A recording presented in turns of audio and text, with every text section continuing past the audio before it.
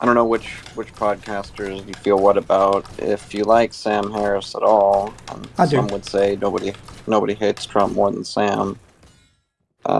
There's a really good. I don't know if you have the membership to the longer YouTube videos, but you can always apply for a scholarship or whatever. They'll probably just give it to you. But he had a video after the election where he talks about the dissection of the corpse, if you will. Yeah, I think I saw that one.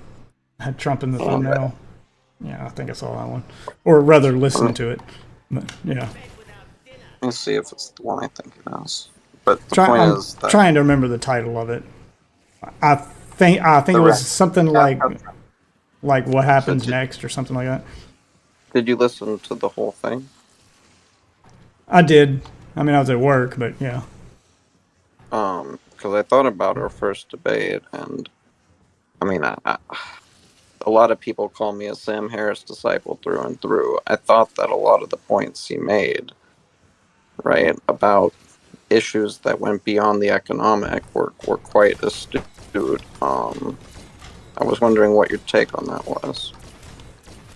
I generally agree with him for the most part. There's sometimes when he'll mention stuff that I'm like, okay, well, you're not really his fault. I guess it happens to every big streamer or influencer or celebrity. Eventually, you become disconnected from the middle class, from the common person, because you haven't had to live that lifestyle for so long that you just become too far away from it. But for the most part, he's generally right about most of the stuff he says.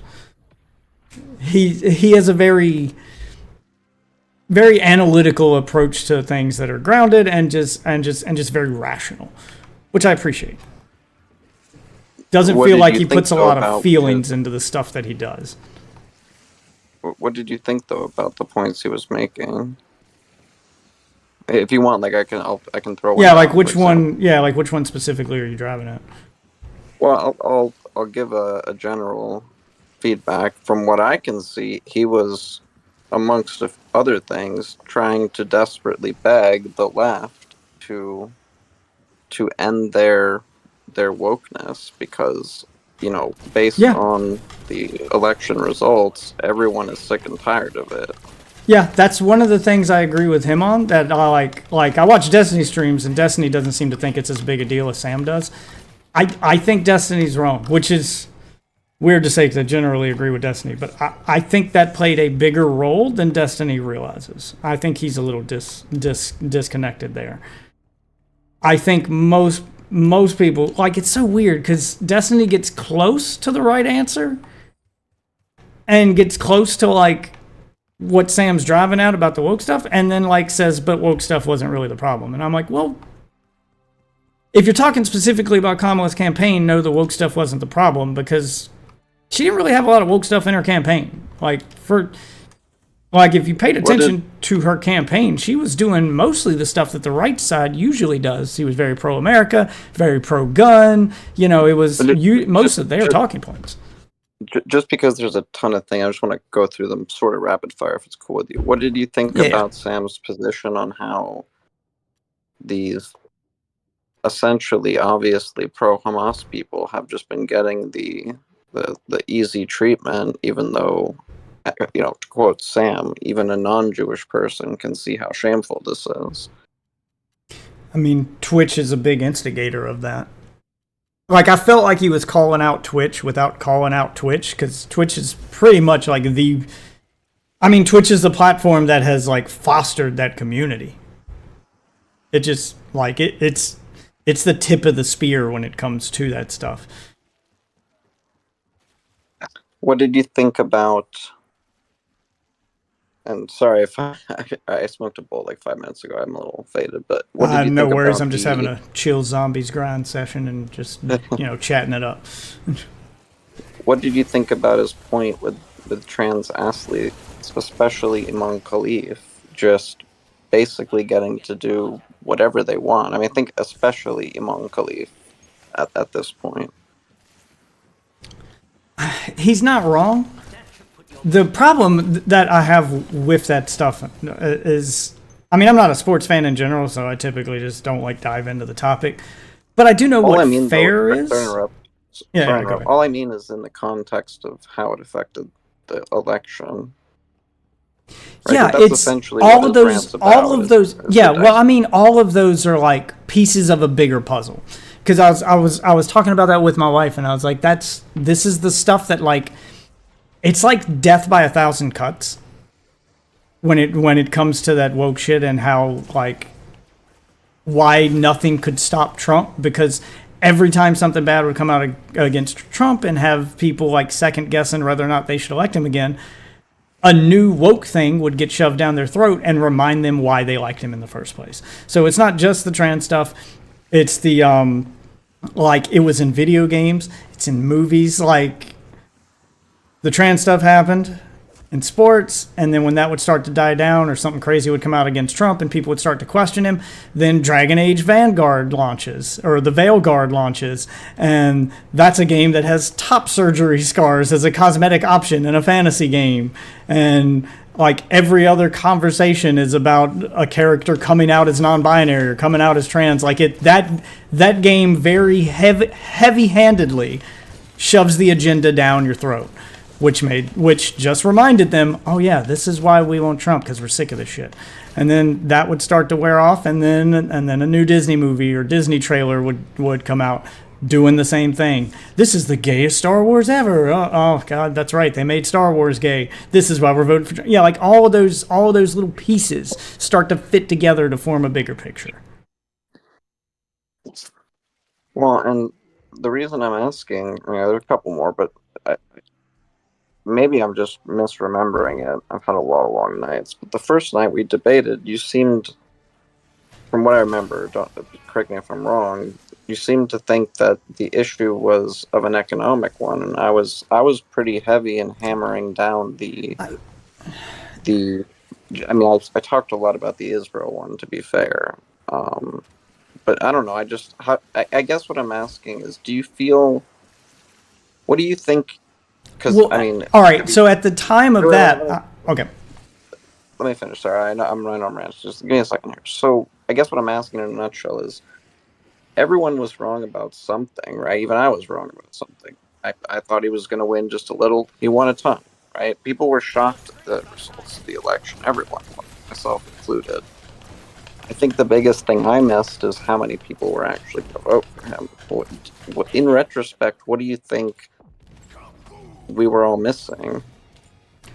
So that's what I was going to say. Is I started trying to piece things together after our conversation that night, because they all do scream about the economy, and I even had arguments with some Trump supporters, which are on my YouTube channel right here on stream after that conversation, with guys screaming about the economy. And the more I talk to those guys about the economy, and I'm trying to piece it together, because I'm like, they're acting like it's the worst thing ever, but I don't see it. I mean, yeah, inflation's a problem, but it's not.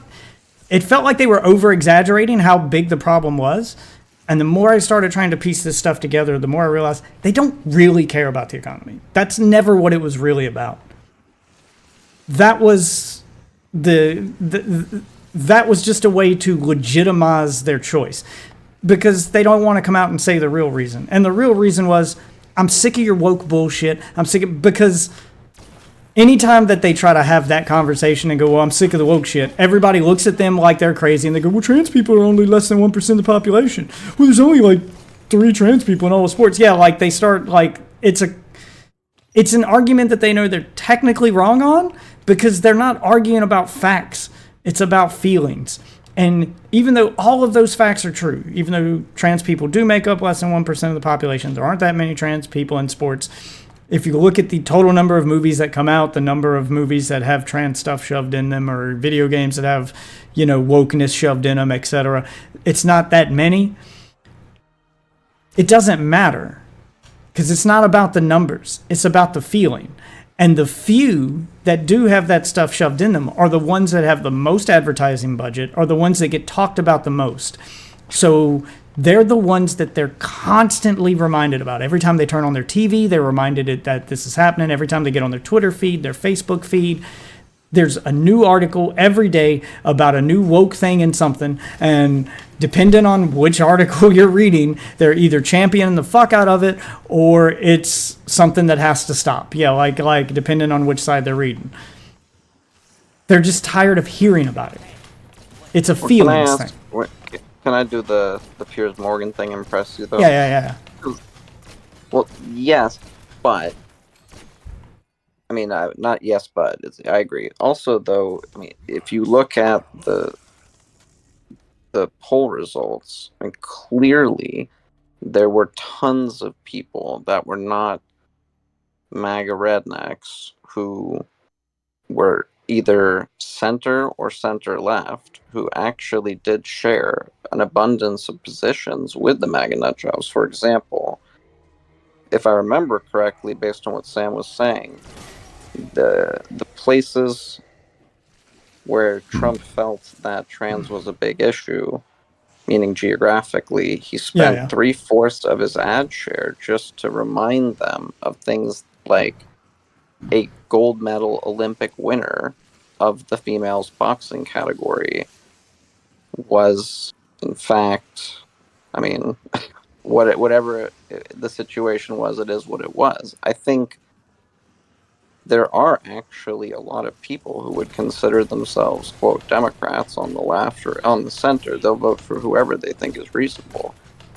They don't think that's reasonable, and they also don't, well, I mean, however much it's worth aside, right? I think just looking at the popular vote and the votes themselves, I mean, we can't explain 51% of all Latino male voters and 38% of all Latino female voters, and in some districts, both of them above 50%. I mean, that doesn't seem that doesn't seem reflective of what the left had been saying, which is that most people look at Trump, say, racist. Well, apparently not. He pulled the highest results ever for a candidate of his type, meaning Republican, when it came to minorities, when it came to women, when it came to people of color. He pulled more than any other Republican candidate ever did. Yeah. So clearly, the left is slipping to the right.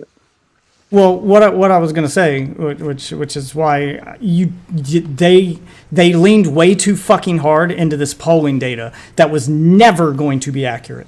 Never. Because of the fact that, like,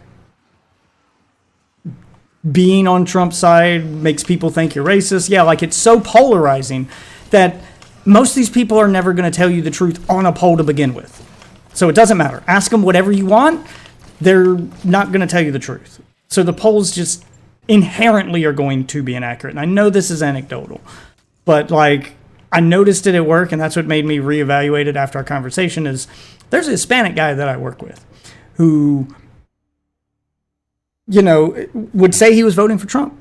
And then anytime someone would ask him why, he'd go into the economic thing, he'd go into the economy, he'd go into inflation, he'd go into all that.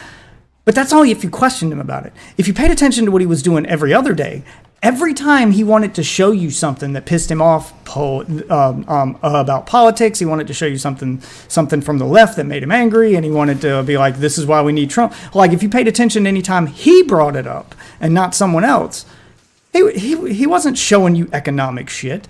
He was always showing you something that made him feel bad, something that felt wrong, like a trans person in boxing.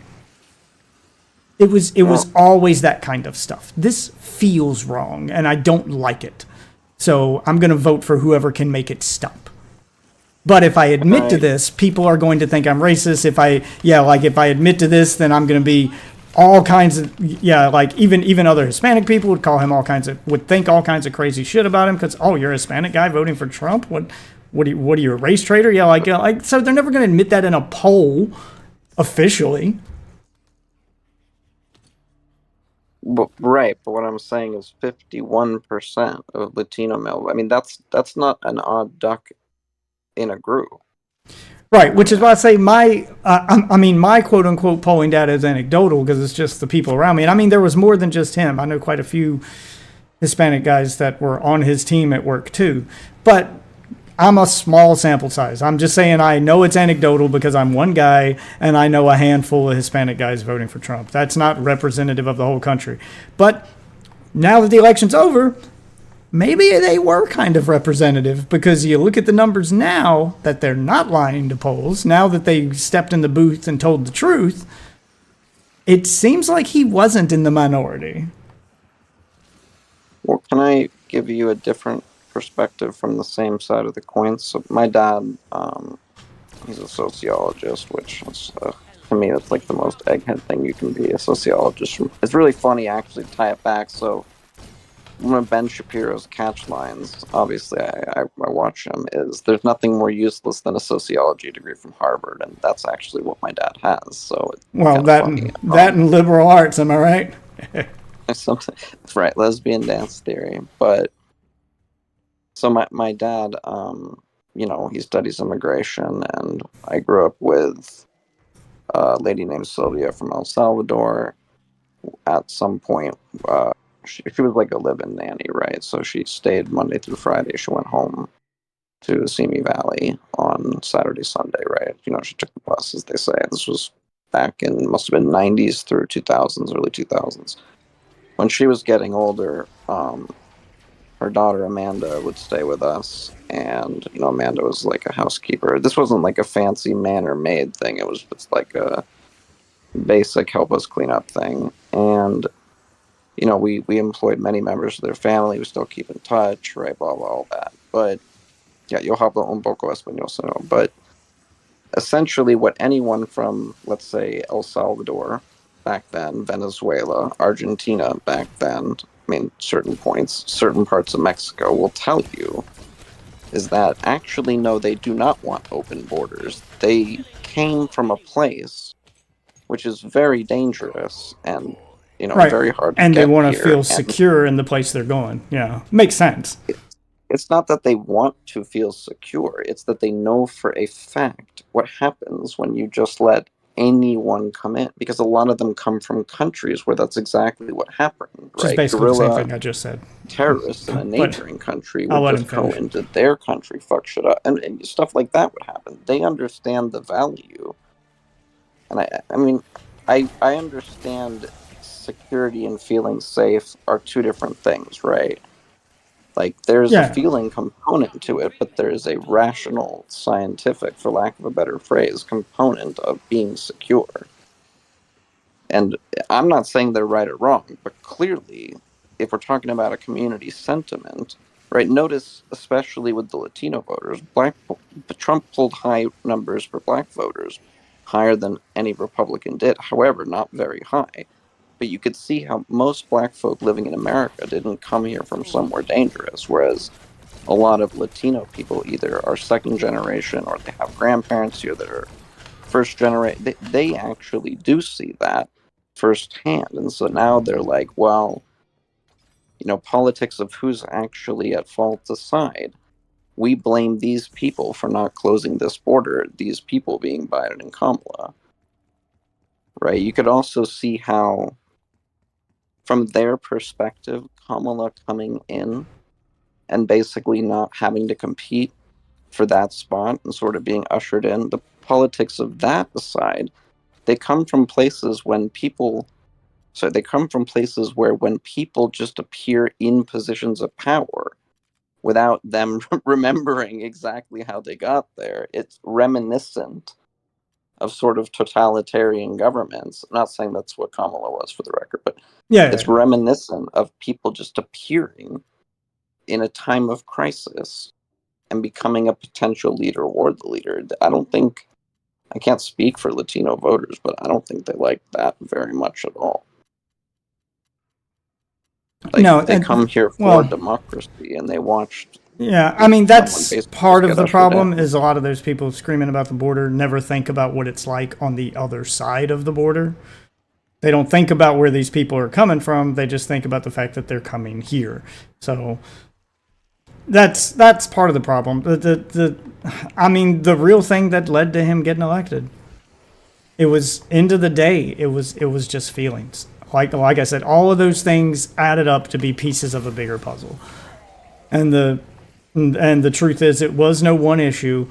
It was always a feelings thing. And they'll say whatever they needed to say to defend their one issue because they weren't going to admit either to other people or maybe even to themselves that they're voting based on feelings. But end of the day, that's what it was. And that's what I tried to tell everybody is like, you can only listen to polling data so much. When it comes time to vote and those people have to step forward in that booth and there's no one there to influence them and they're alone in that booth filling out, making the choice on which bubble to fill out, they're going to go with what feels right. And they're going to go with what affects them and makes them feel good. It's going to be a selfish decision at the end of the day for each and every one of them. They can virtue signal all they want about the Middle East, about Israel, Palestine, Hamas, whatever, but 90% of them didn't really care about that. They can scream about economics or about, crime families or whatever other, conspiracy theory bullshit that they're going to throw out. But end of the day, they didn't really care about that either. All they cared about is, oh shit, if I vote for this one, do I want 4 more years of feeling like this? Or do I want 4 years of feeling like this? And they knew what it felt like under Trump before, and they didn't hate it. And they only have a clue of what it might feel like under Kamala. And all they know is the memes and stuff around it and the stuff that the left has been involved in as far as the woke shit goes. Doesn't feel good. So they went with what felt right. And for most people, unfortunately, it was Trump. Even though there's no factual evidence that he's going to do any of the things that they would argue he was going to do, voting for him made them feel better. So that's why they did it. Well, to be fair, when we first met, I said, all I know is if Orange Man wins, crypto will moon. And thank my bags. I was right about that at least. But anyway, you were, and I was right about what I said that day. I called it. I told you, I called it. I called the exact moment I knew that he had won because I knew the feeling surrounding that moment was one that they wouldn't forget. It was the moment he took the picture after getting shot in the ear where he holds his fist up to the sky. I was like, that he just became the poster child for America. He is the embodiment of everything that they want us to be and that we haven't been for a while. Wait, just to clarify. They aren't going to forget that moment. And they didn't. That was the moment. But just to clarify, because I want to make sure I understand one thing. You're saying that they voted based on feelings, but are you including in those feelings the litany, the cornucopia of thousand-cut topic, or are they in your mind separate? Oh no, all of it's pieces of the same puzzle. But that was kind of my indicator of I'm right. That was my indicator of yep, this is a feelings thing. Because when I saw the reaction to, not just the reaction online, but just the reaction from people in real life, the reaction from the news, like when I started looking at all those reactions to that picture, and sure enough, within a week of that event, I saw a dude with that picture of Trump with his fist to the sky after just being shot at. And then they had, green screened an American flag behind him, so the whole background was just an American flag. But I saw that airbrushed on the side of a fucking pickup truck. Somebody paid to have that airbrushed. Yeah, like that's it. It's America. It's that feeling of America's back, baby. We're number one again. This is what America means. I mean, it takes you back to the whole Team America days of America. Fuck yeah. It was that attitude. Yeah. I'm just trying to understand your position with all I'm saying at this point. So just to clarify, are you saying that I don't think you're saying that won him the election, but are you? Oh, hold on. Just a sec. Seem to have an audio issue here.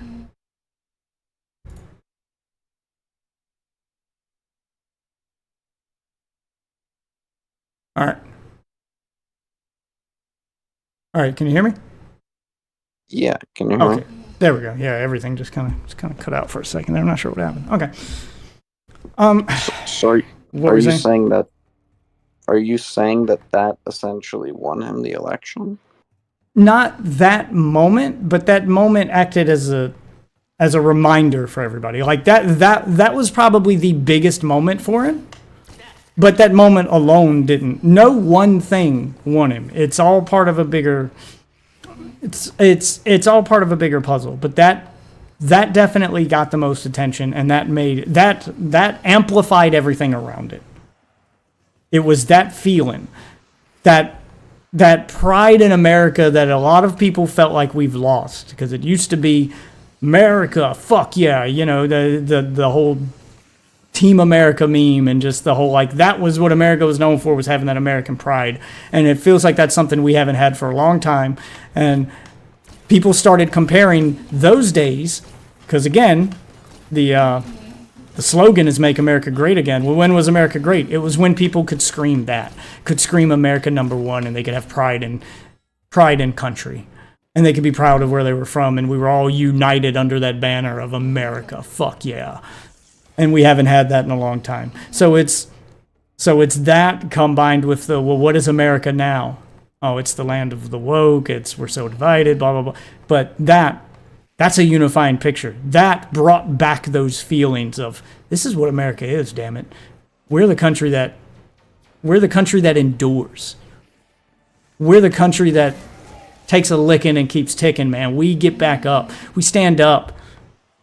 We're hard working, pull ourselves up our bootstraps, laugh in the face of danger, kind of shit. It's all a feelings thing.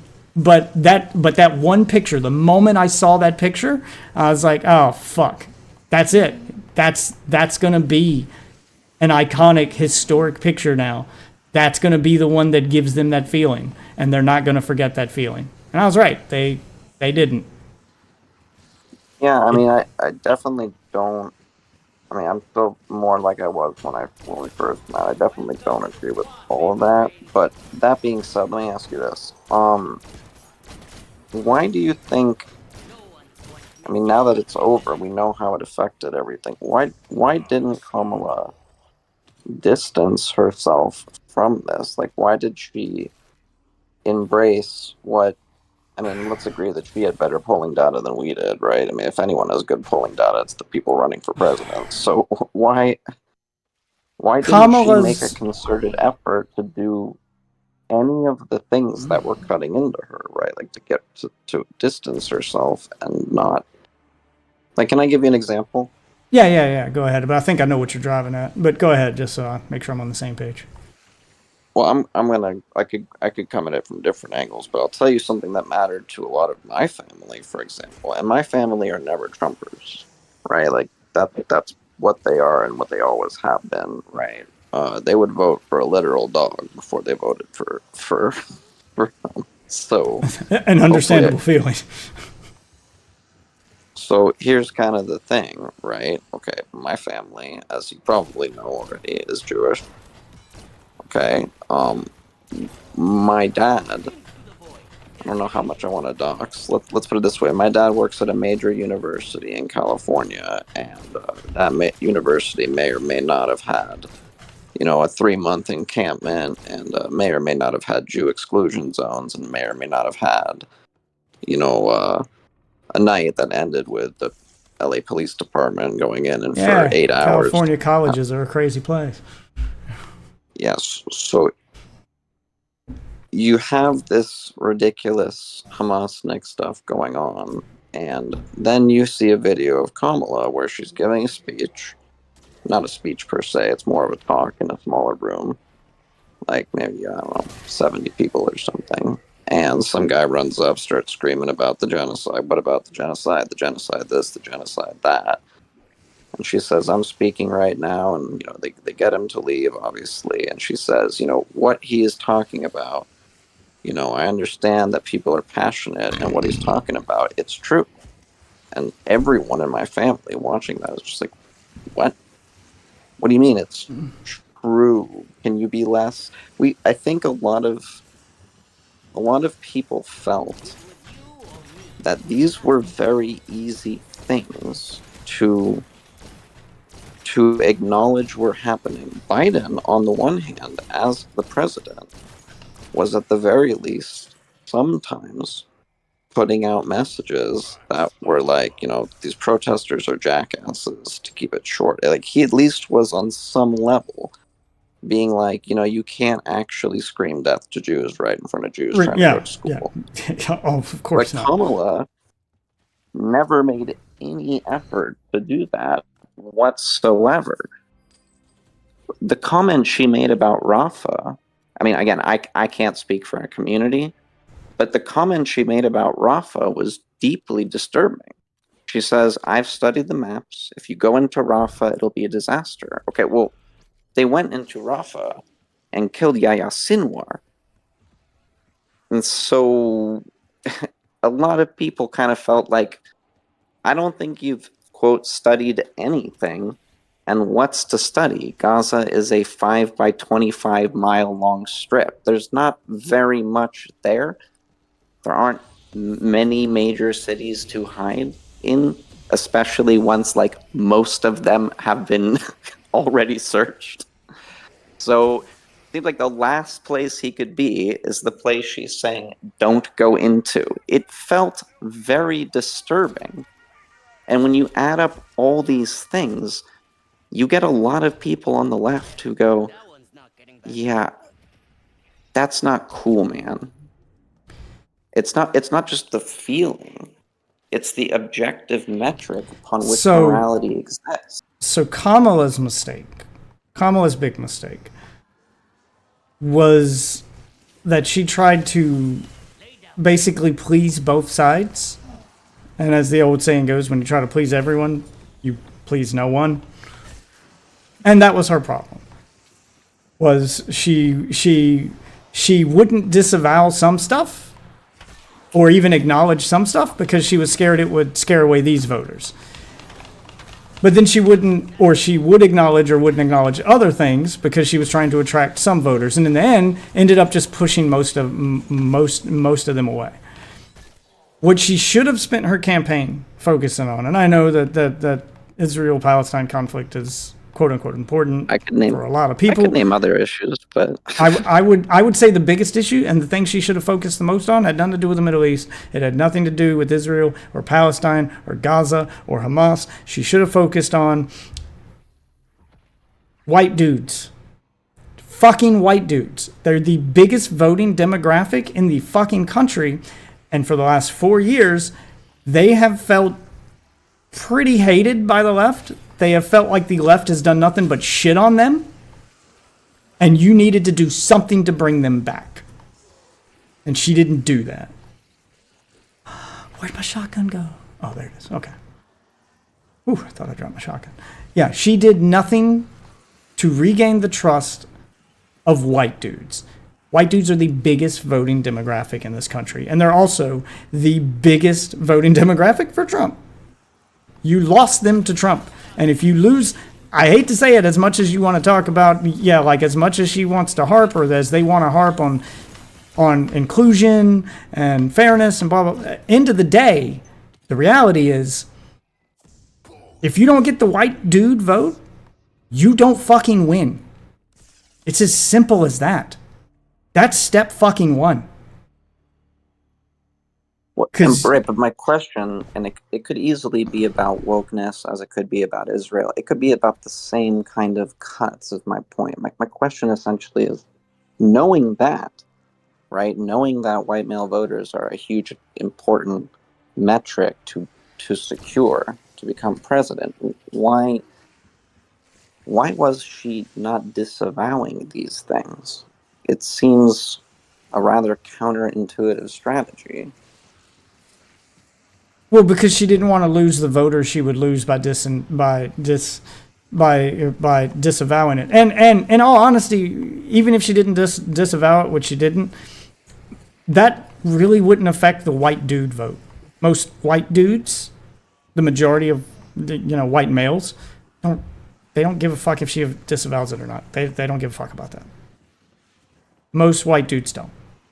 The thing that white dudes cared about and which she should have focused on, like, fine, you didn't disavow it, fine, you're trying to keep that side happy. She could have come back from that. Could have come back from that. You could have played both sides to a degree. You probably would have lost some, but the number of like votes you would get by regaining the white male vote would outweigh it. Like, that would have been worth it. You should have spent your time focusing on the white males and the stuff that they care about. And most of them don't give a fuck about Israel or Palestine or Gaza or Hamas. They just don't. The average everyday white dude doesn't. Hold on. For the record, and Iran and Lebanon and Right, yep, Yemen. Yep, all of it. All of it. They don't care about none of it. They don't care about international shipping lanes being attacked constantly. Nope. Don't care. Don't care. Don't care. They don't care. They don't care. I mean, your average everyday white dude, I'm telling you, doesn't fucking care. They don't think about it. That it's if they care, it's not enough to sway their opinion. Like, that wouldn't be the focus. Like, most of them they don't think about it till it's brought up, and otherwise that's not part of their day to day, so they don't give a shit. Again, end of the day, when people step foot into that booth, they're selfish. They think about themselves, and if it's not part of their day to day, they ain't thinking about it at that fucking booth. And that's just white dudes. Though all of the ones that voted for Trump did not give two shits about that, and still don't. I mean, I hear you. I don't entirely agree, but I understand your position. I think, can I present a slightly different alternative to just the cuts in general? Yeah. It's not going to sound favorable of liberals. I'm just warning you, but... I'm not a liberal, so that's fine. Well, I didn't intend it that way. I just, I think that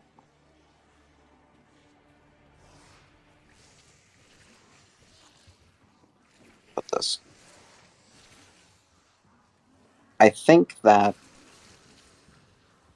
and I don't want to speak about Kamala as a person because I don't know her personally, but I think that there are quite a lot of people who are in power who do actually think about, I mean, your argument about the average person aside, people in power think about these issues all the time, and I think quite a lot of them overestimated how people were feeling about the current climate and events in general.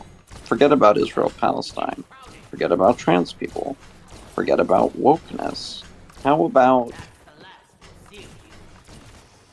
watching one political party essentially call the other one, I mean, let's not beat around the bush, essentially Nazis? I don't feel like that was a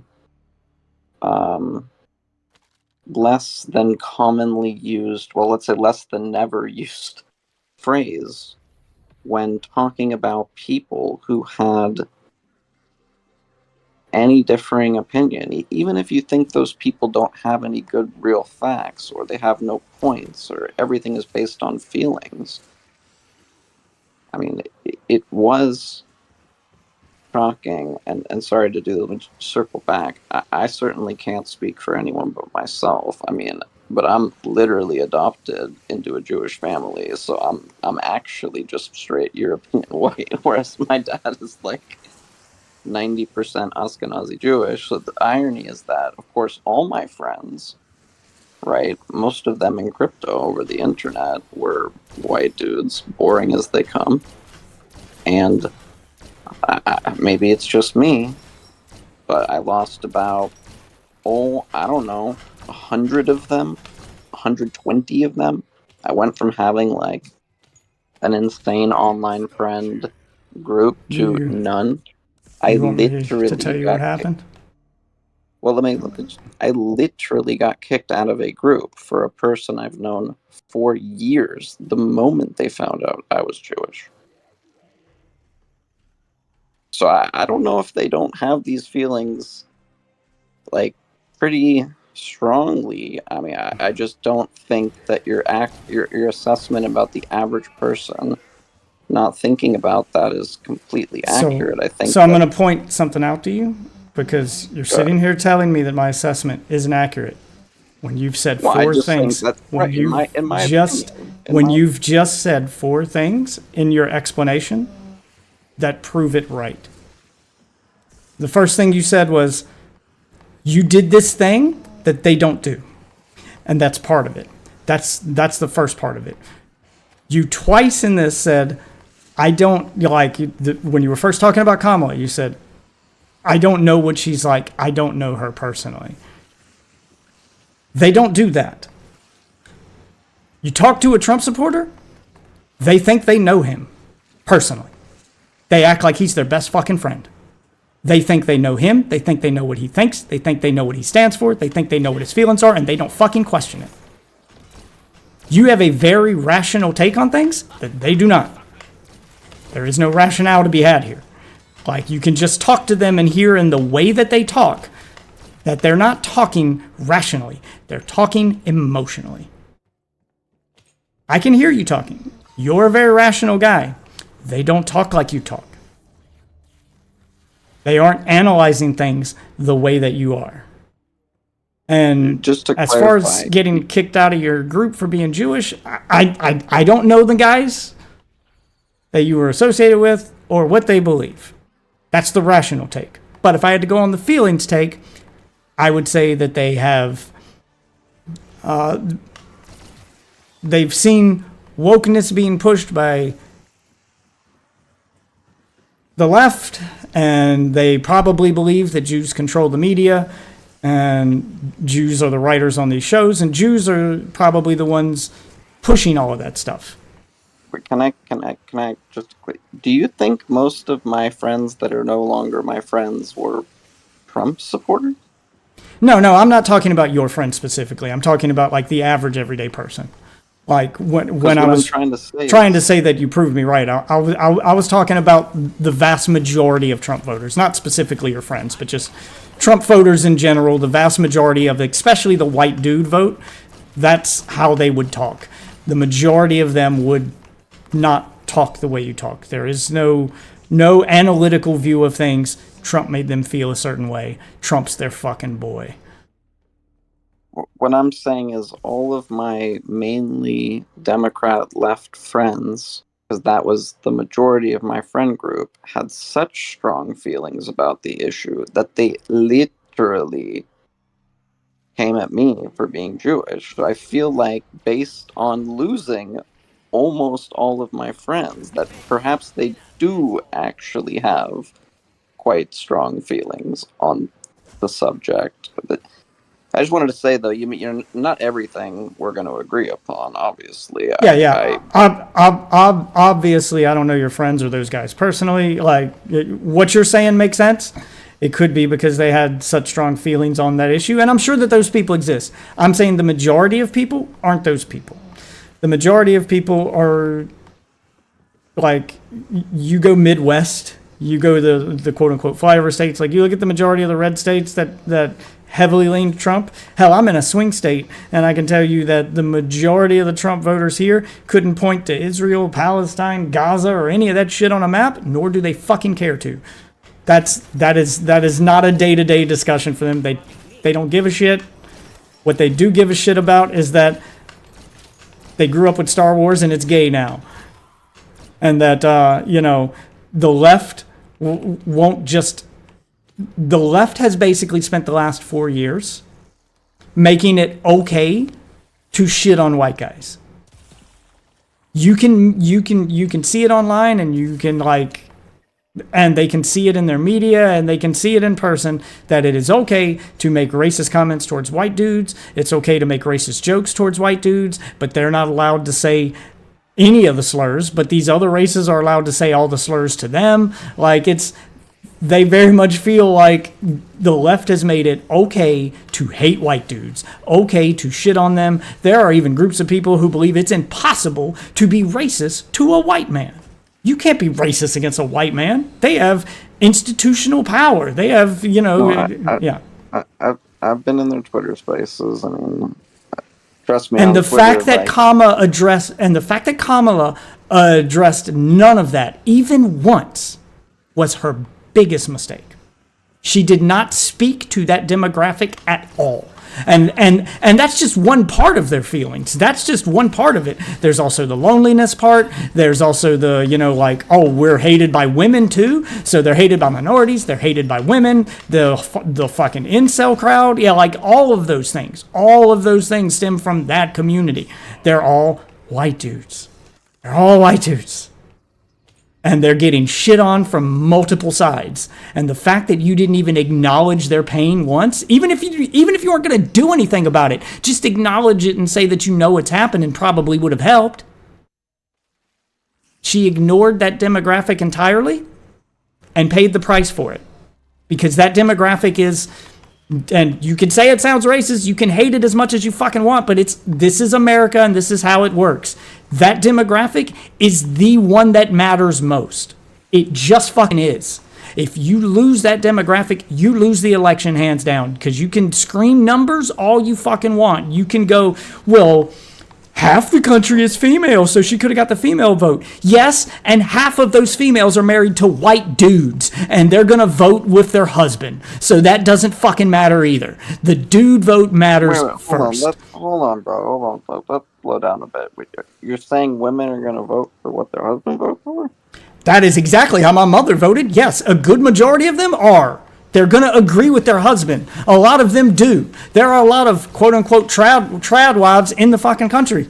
There just are. So it's not like, oh, I got the woman vote, so I got half of the people in the country. No, you don't. You have a fraction of that half. The other fraction is married to the white dudes and going to agree with them. And probably already do. They just do. That is not up for debate. That is reality. And if you don't believe that, you're not living in reality. Well, that's the truth. Respectfully, Dath, I didn't say you were wrong. I asked if that's what you believe. You started off with my mom did, so... it's not just a belief. It's a fact. It is true.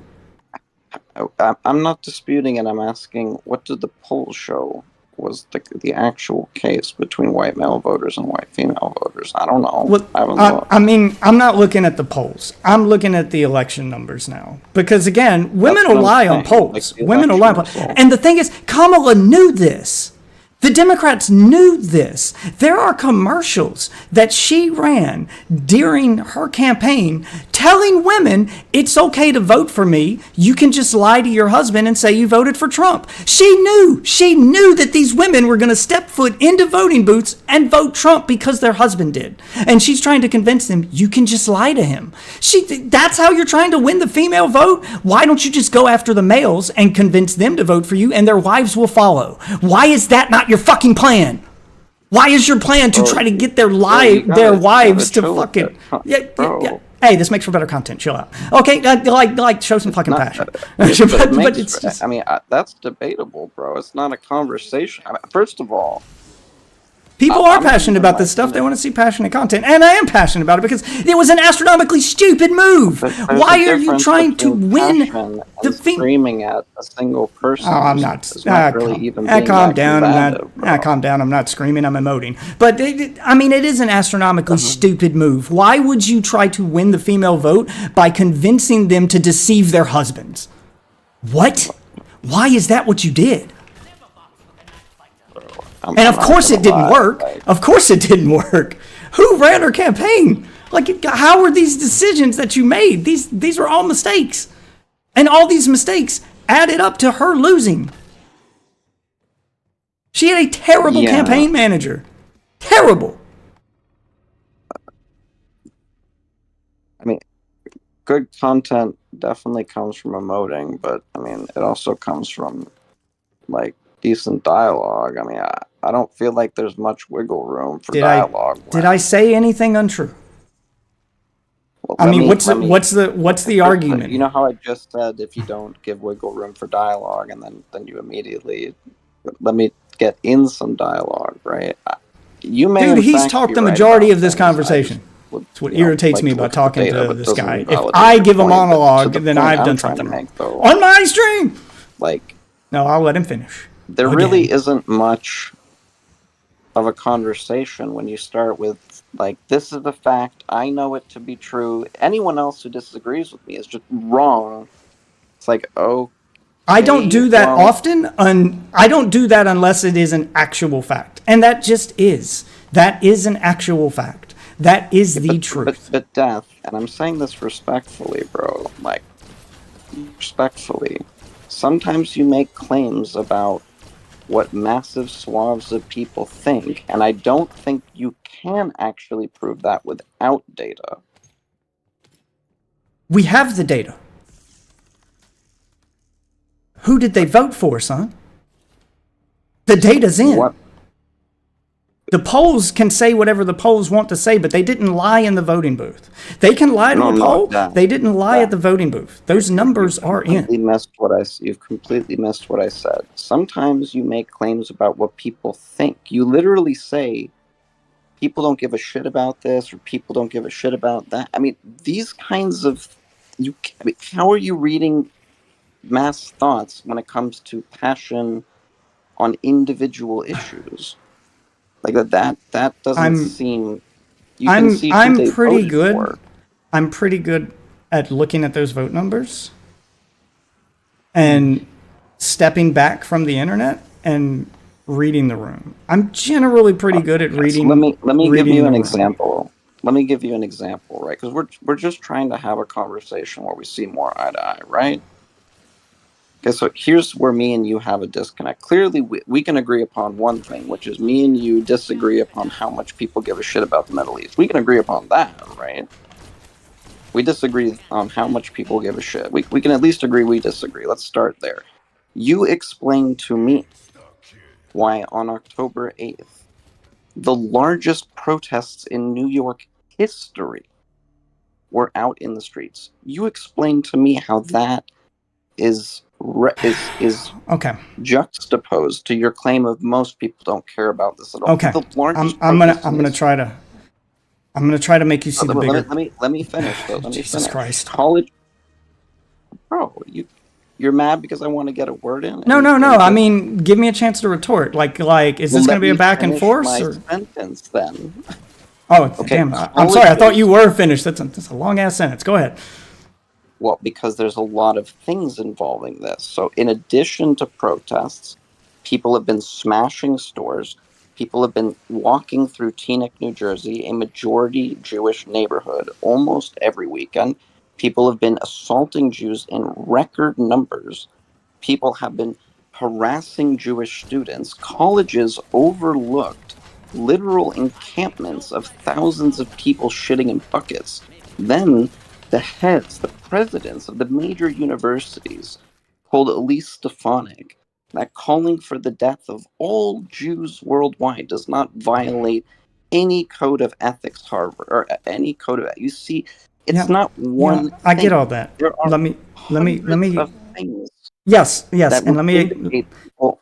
let me. No, that indicates a group of people. Let me try to highlight the problem you're making here, or But what I'm saying the is, I mistake that can't you're making. prove it, but it seems insane to say, No, well, I know I'm for a going to tell you fact why that it's in not insane. I'm going to tell you the mistake that you're making. Literally everything that you've just listed were colleges or two major cities. America is a very big place. Those two places, those it was specific not two places, colleges, Death.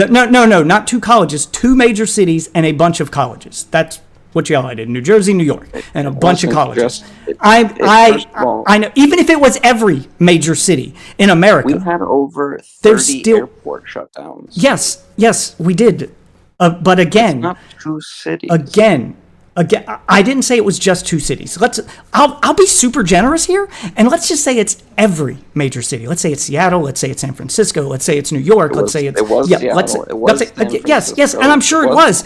Even if it was every single major city in the country, they're still outnumbered by the rest of the fucking country. Yeah, And well, in the rest of the country, it just wasn't because as big of a 90% of the country didn't go out and smash buildings doesn't mean they don't have strong feelings. My point is, I, I can't claim that I I know think the inner thoughts of I most Americans, and neither can you. I can look at what most Americans voted for and what most Americans thought when they went into that booth, and I can tell what they put feel about Gaza based on our presidential vote. I can tell that whatever they felt about Gaza, it wasn't enough to sway them away from Trump. I can tell you that. So it must not be as strong a feeling as the other things that made him vote for them. That was the point I was making. Notice, though, that I didn't say your assessments about elections are wrong. I say that sometimes you say things that involve claims about what mass swaths of people feel. Yes, and they don't feel as strongly as you think that they do. When I say don't care, I'm being a little hyperbolic there, but they don't care enough to not vote for Trump, and that much is very obvious. I don't know how to prove it to you other than to just have you go out and see for yourself, because I have traveled the country. I've been to every fucking state, and I have talked to people from every state. Because no, I'm not saying it like you live in a hole, but I really don't know how to prove it to you other than to have you see it for yourself, because I have traveled the entire country and seen it. If you go to fucking Omaha and then you just poll 100 random people on the street, most of them couldn't even tell you what's going. I guarantee you, most of them in Omaha or fucking North and South Dakota or these fucking states that you don't hear about in the news, I guarantee most of the people in these places, if you just go to random towns in any of these states and poll 100 random people on the street how they feel about Israel, Palestine, and Gaza, most of them are going to be indifferent at best. I got to cut in here because you keep doing that where you take one component of dozens of things related to Israel and Gaza that have been affecting us on a societal scale, and then you tie it back to, well, they don't care about what would you ask them then? And I'll try to give you what I think their answer would be. Hold on. Let's play that game then. If there's a cornucopia of issues related to a subject and they have feelings about different, like, for example, let's say let me address your issue directly, right? Let's take New York as an example. Okay, well, if you live in New York, and you're the average Joe, you might not personally know very much about it. Doesn't represent the normal. That. However, you have, over the last 12 months, been watching tens of thousands to hundreds of thousands of people go out into the street that you're trying to cross. So actually, you do have feelings about those protesters, and you're not so in New York. Ignorant. But I wasn't talking about New York.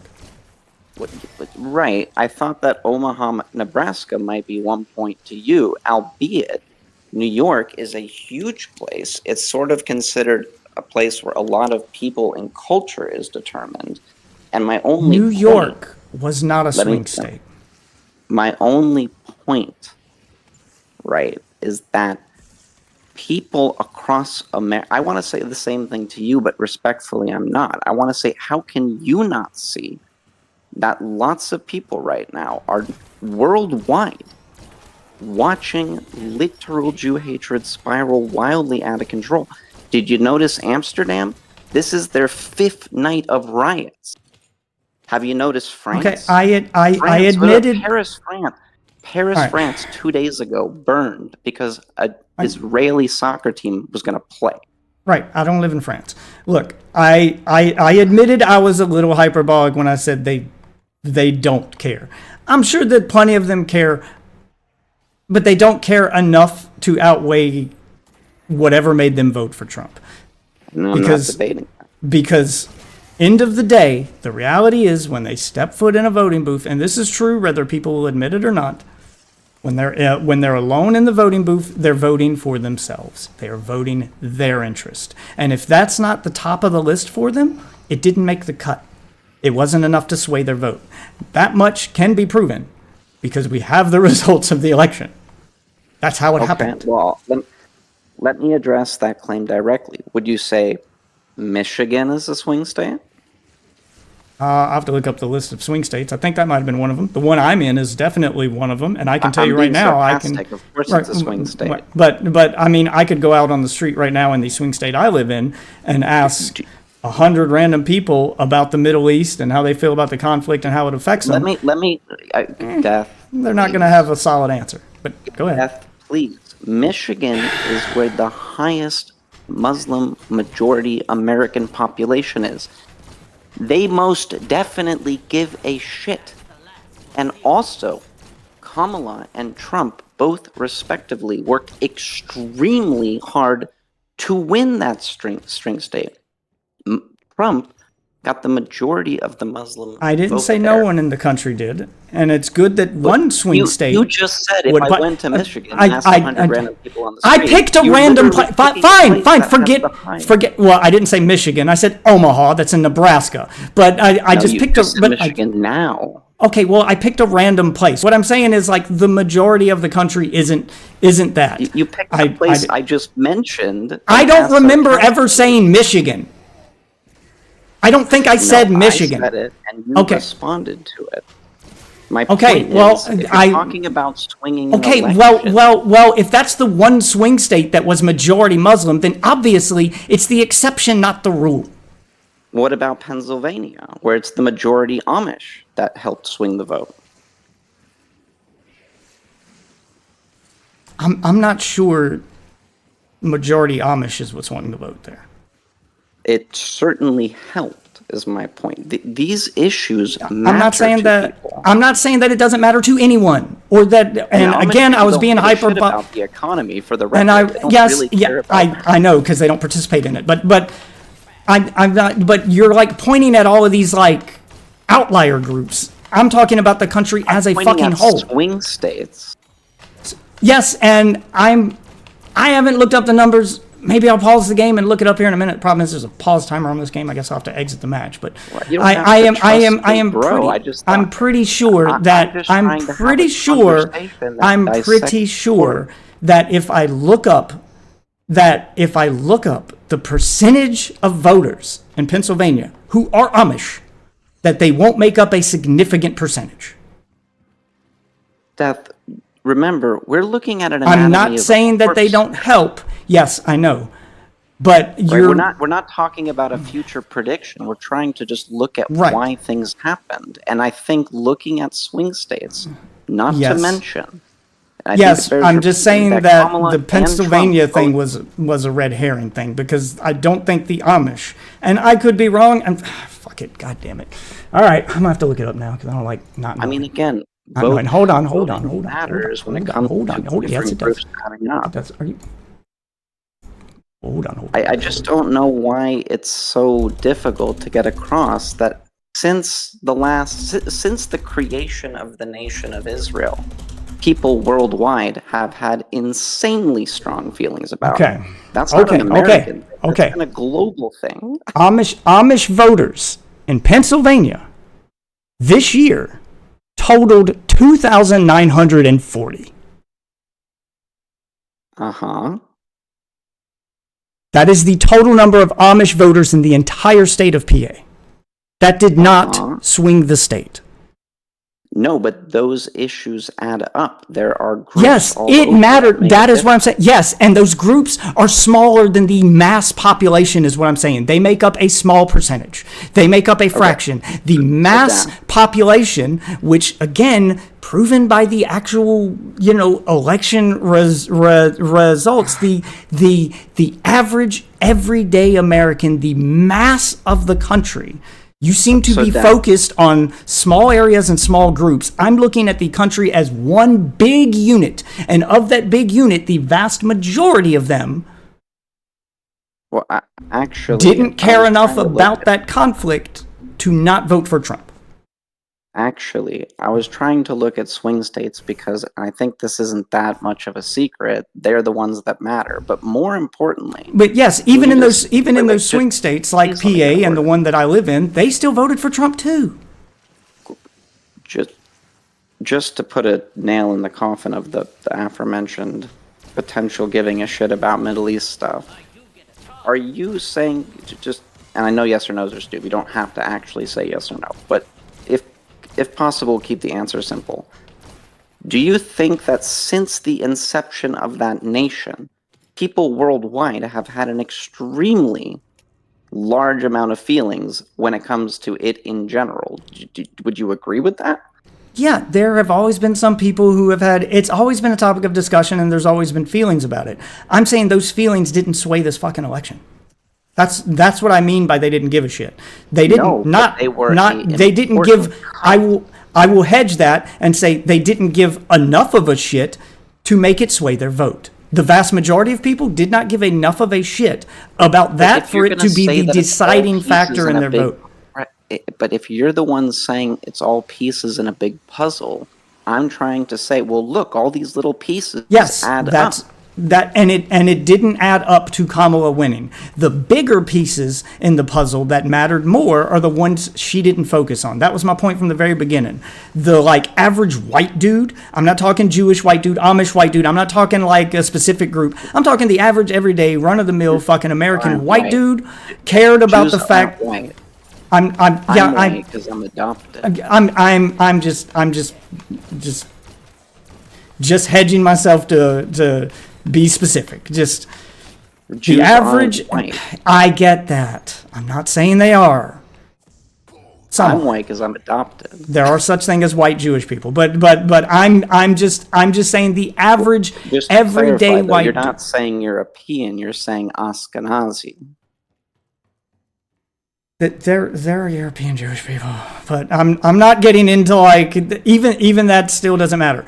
What I'm saying is the average everyday white dude that makes up the majority of America, they cared about issues Kamala didn't talk about, and those issues outweighed those other pieces of the puzzle. If Kamala had talked about those issues and gotten their attention, then they would factor in those other pieces. Yes, they're all puzzle pieces in a bigger as part of a bigger picture, but they're also tiered. These pieces are bigger, therefore more important than these pieces. If she agrees with the big pieces, now I'll look at the small pieces. That's how people generally function, especially when they step foot in a voting booth. Cool. You know how if your description of me is accurate, I'm usually logical. I don't think with my feelings.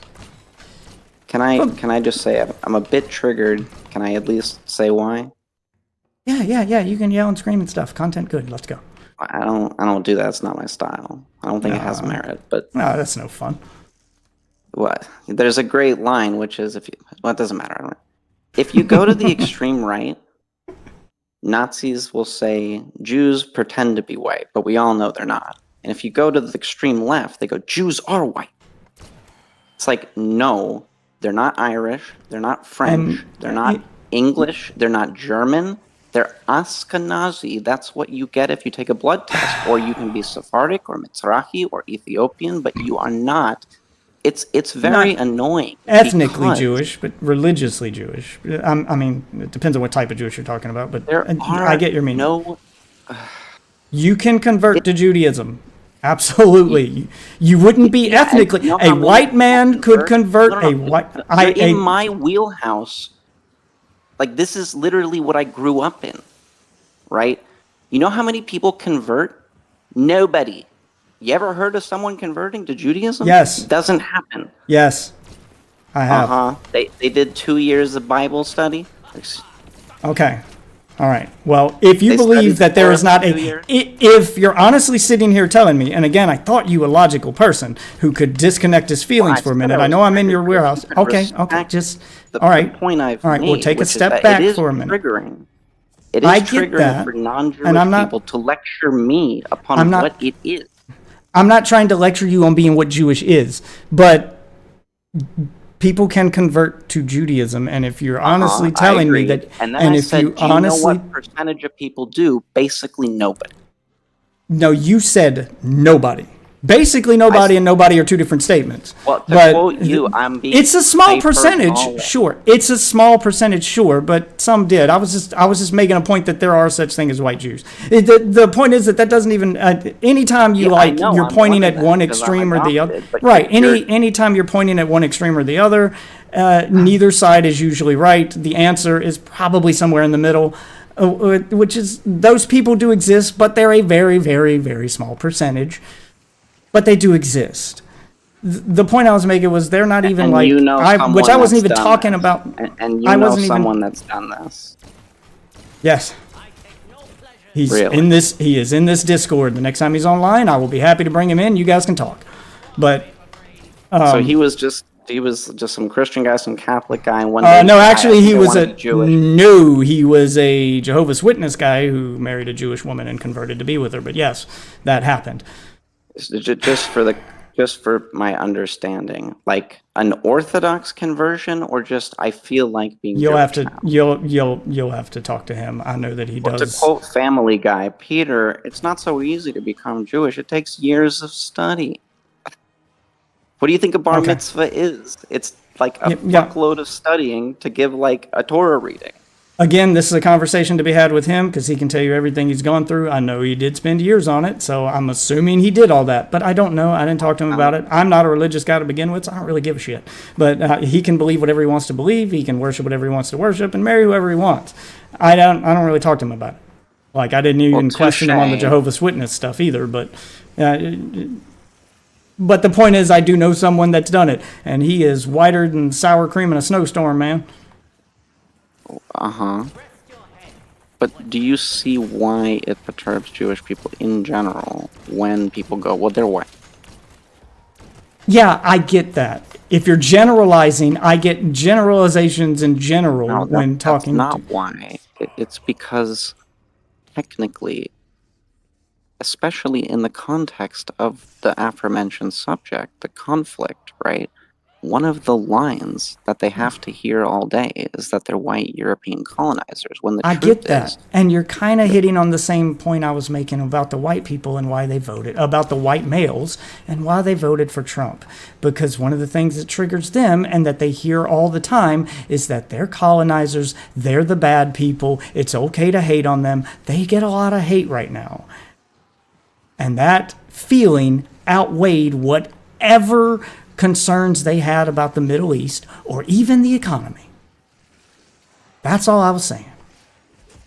well, and forgive me, but taking As it back like triggered 30 as you minutes. are right now, that's as triggered Well, as they were when they walked into a voting booth. yeah, well, it sort of wound down pretty quickly, but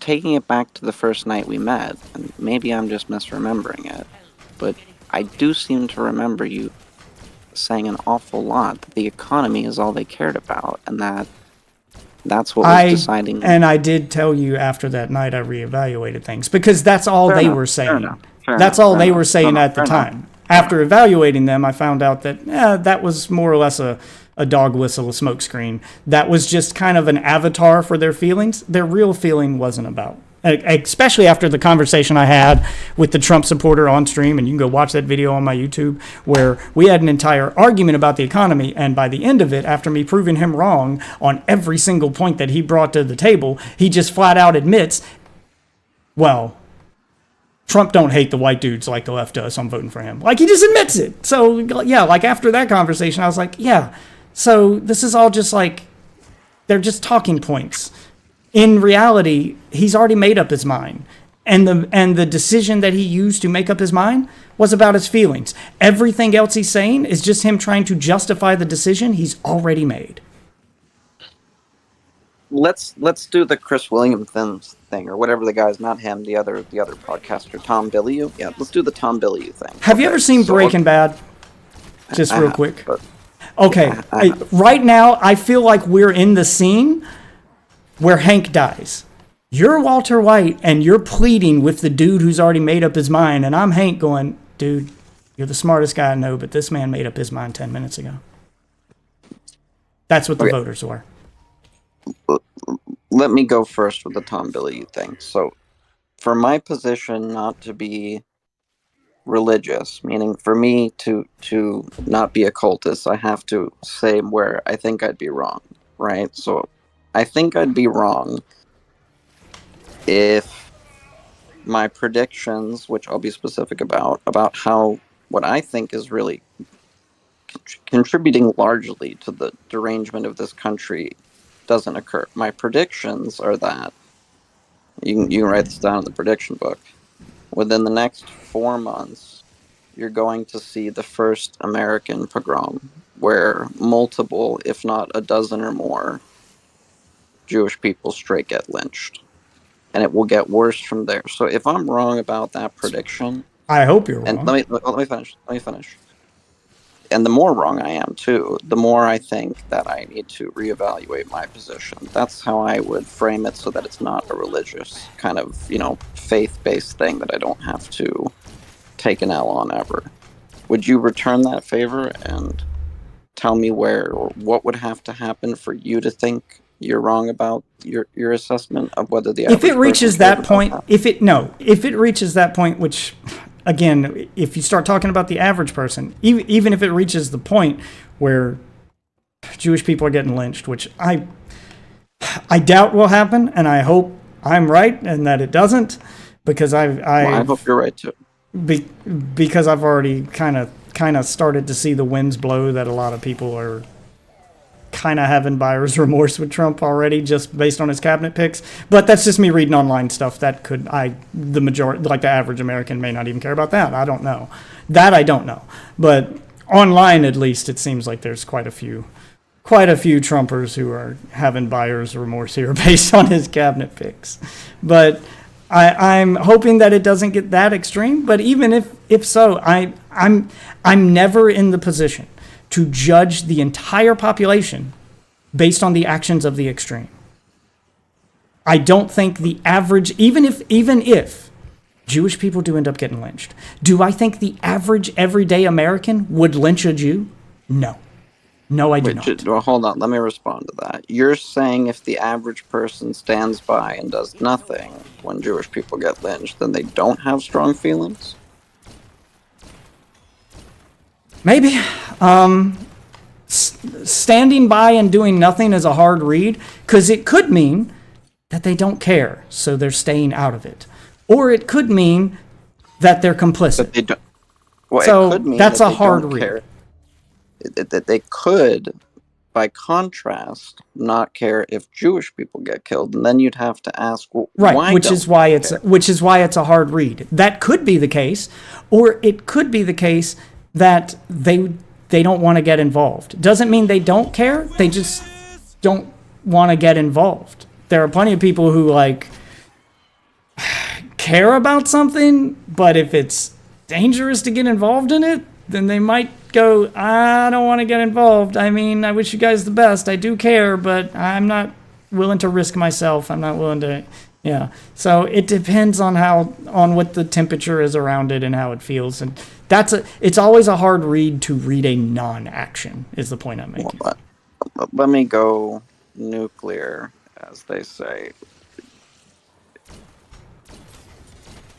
A lot of people would have said that about Germans in Nazi Germany, right?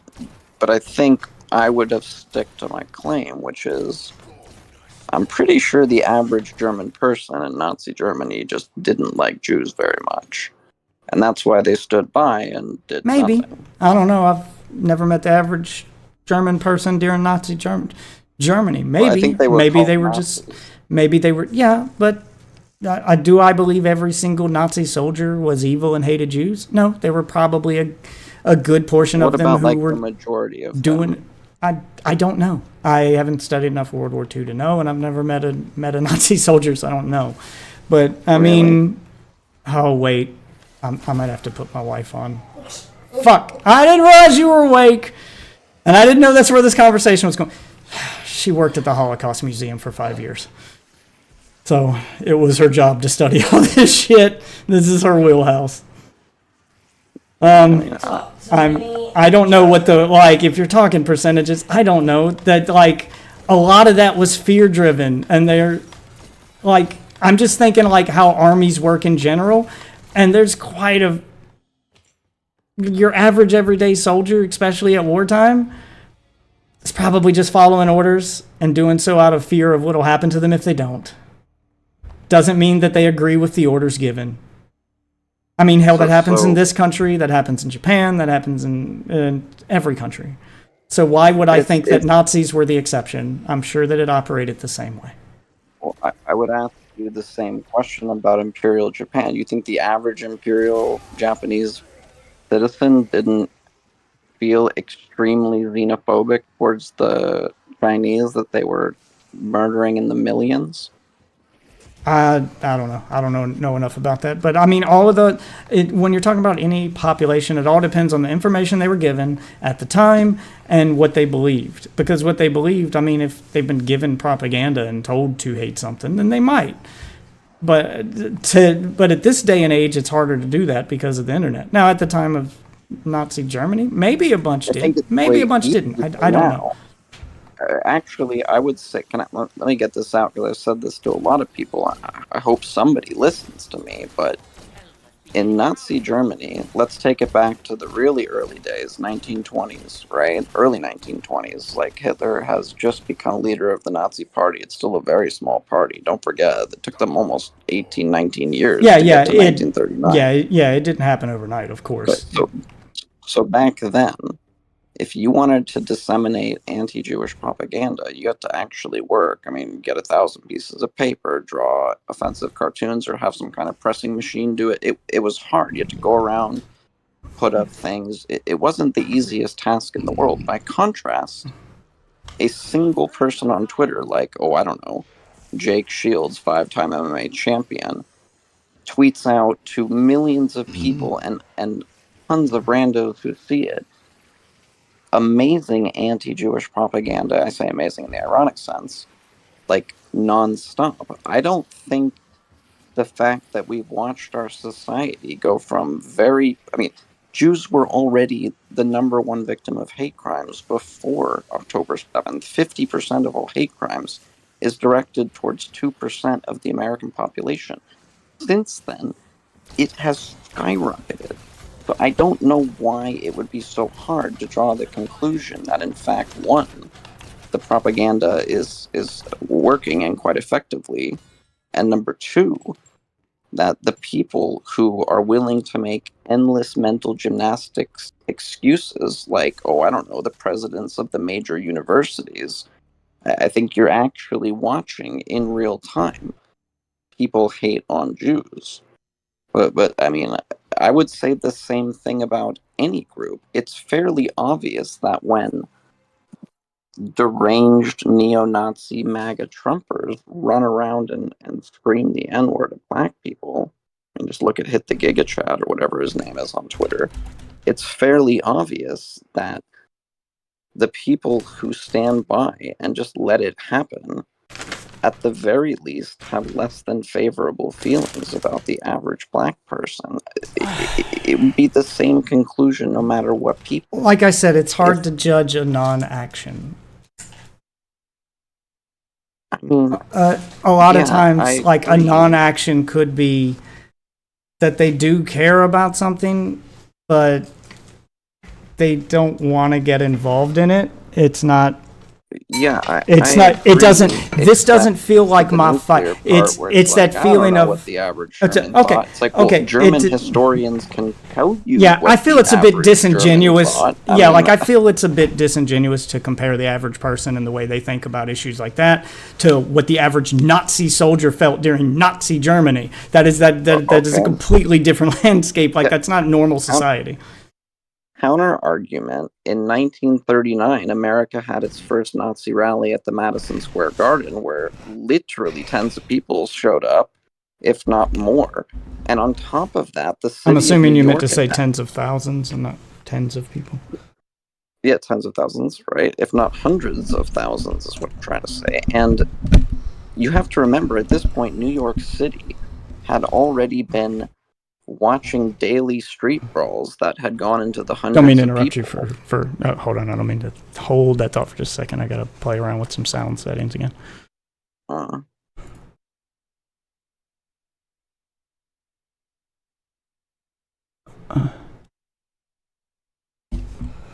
Okay, talk now. Blah blah blah blah blah. can you hear me? Can you hear? Yep.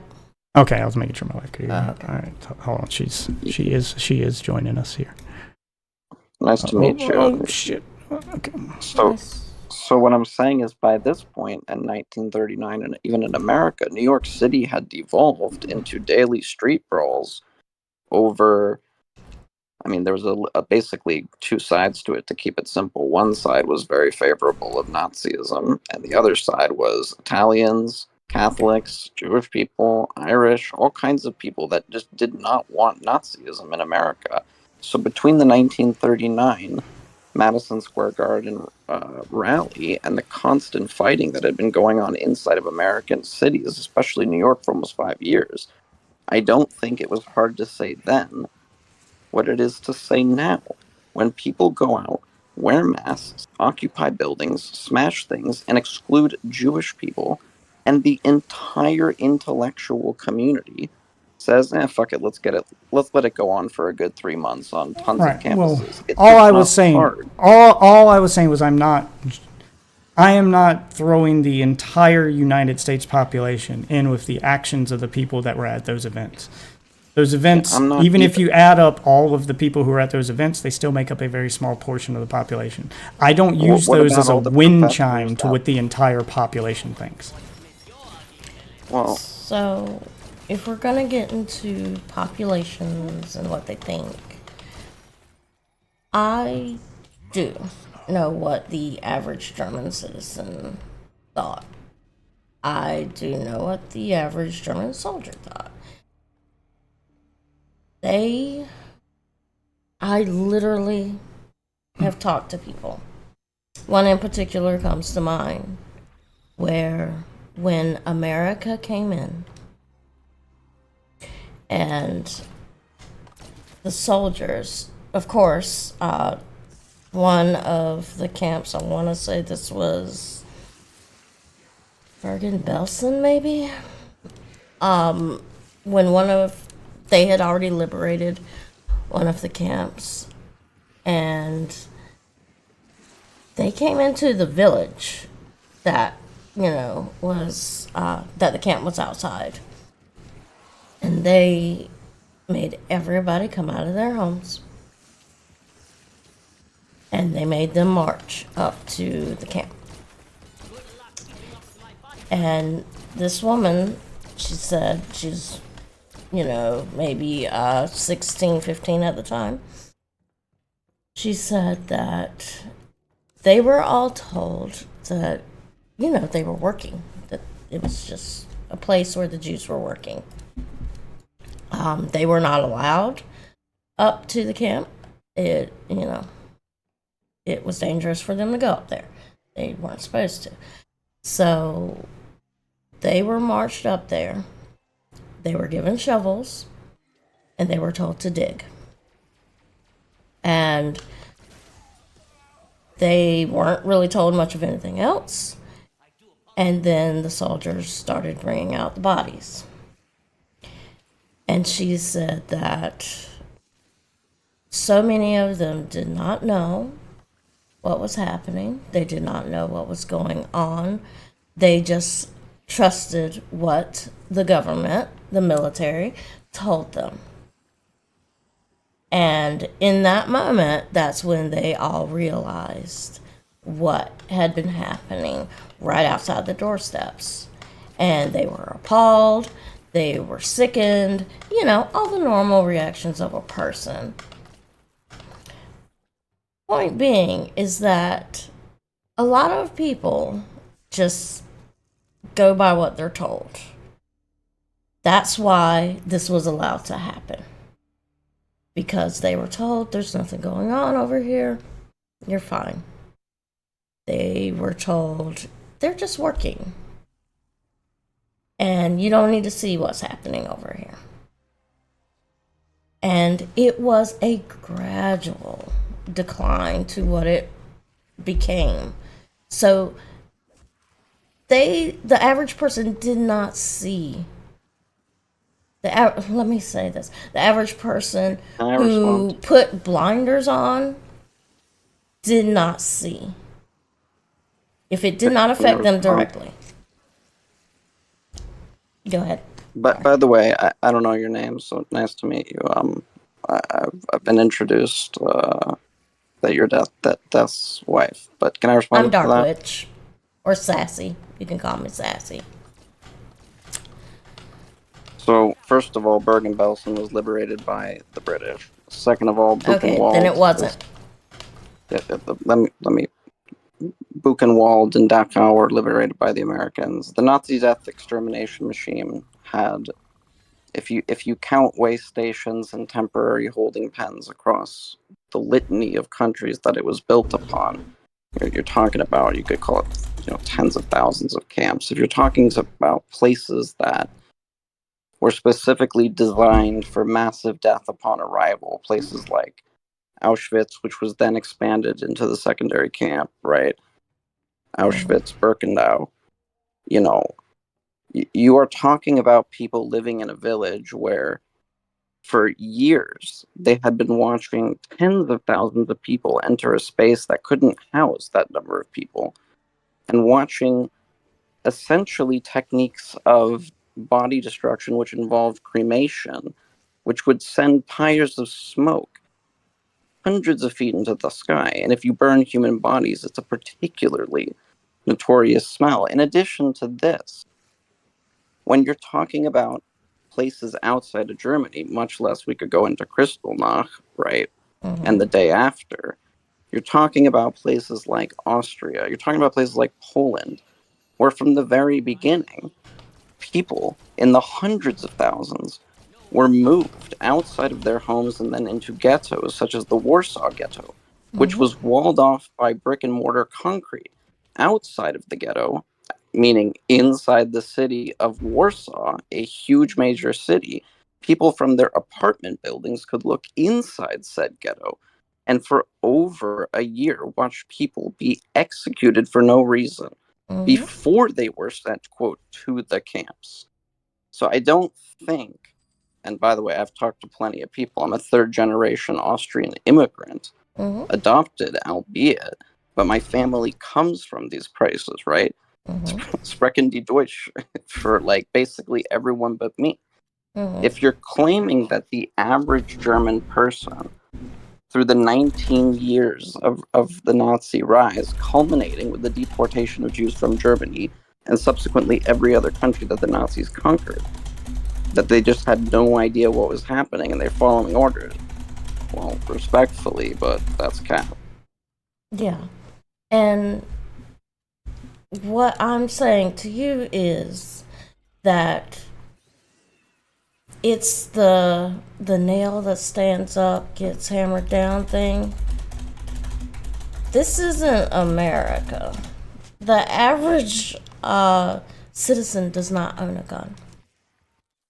Even if they did, you're too afraid to talk to your neighbors about certain things to say, this is my opinion. We have gotten to the point where we're at that sort of point where people don't like to talk about their opinion. And that is the main difference that's going on here, is that they had gotten to the point where if you said, I don't agree with this, you found yourself over there. So being afraid for you, your family, your children, all of that, doesn't make you, a horrible person. It just means you had to sort of go, what do I do here?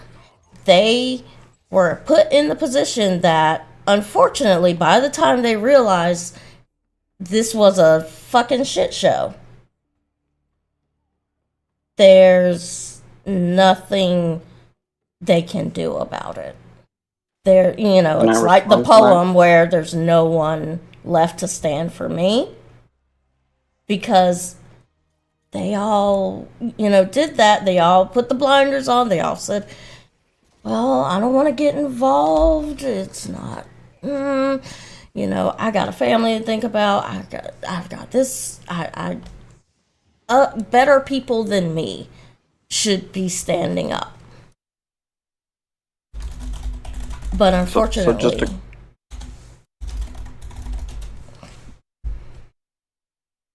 go ahead. I'm sorry. Sorry, go ahead. No, I'm just saying, unfortunately, that's where they found themselves. So, no, the Just to average clarify, everyday citizen was not in the position to say anything. okay, so just to clarify, now you're saying they did know, but they were too scared. Can I respond to No, that? I didn't say that. Is that what I said? I did Well, not. I said those that you are talking about who may have seen what was going on in the ghetto, they were too scared. first of A all, lot of Warsaw Ghetto times was a in person Poland. will lie to them. I know that. Okay, Once can upon I a time, respond to like this? a lot of times people will lie to you themselves. Do you Sure. understand the amount of women who lie to themselves every day? Like, There's a particular thorn in my heart when it comes to talking about Nazi Germany, specifically because, you know, I had family taken from Austria and killed in camps like Treblinka. But let me just mhm, respond to what you said. Okay. So, first of all, in regards to this, by the time they realized what was going on, it was too late. Okay. That's not entirely accurate. First of all, Mein Kampf was published in 1925. By the I don't know, 30s, like early 30s, it was one of the most popular selling book in all of Berlin. People were clamoring about it. And mhm, don't worry, the man with the little mustache took great pains to spell out very clearly what he thought in the end needed to happen to everyone that he didn't like so that the rise of the Aryan supermen could really begin. In addition to this, the ghetto was in Poland. It's where mhm, many people were deported to, but you're not talking about Berlin itself, right? When I say you, I mean the proverbial you.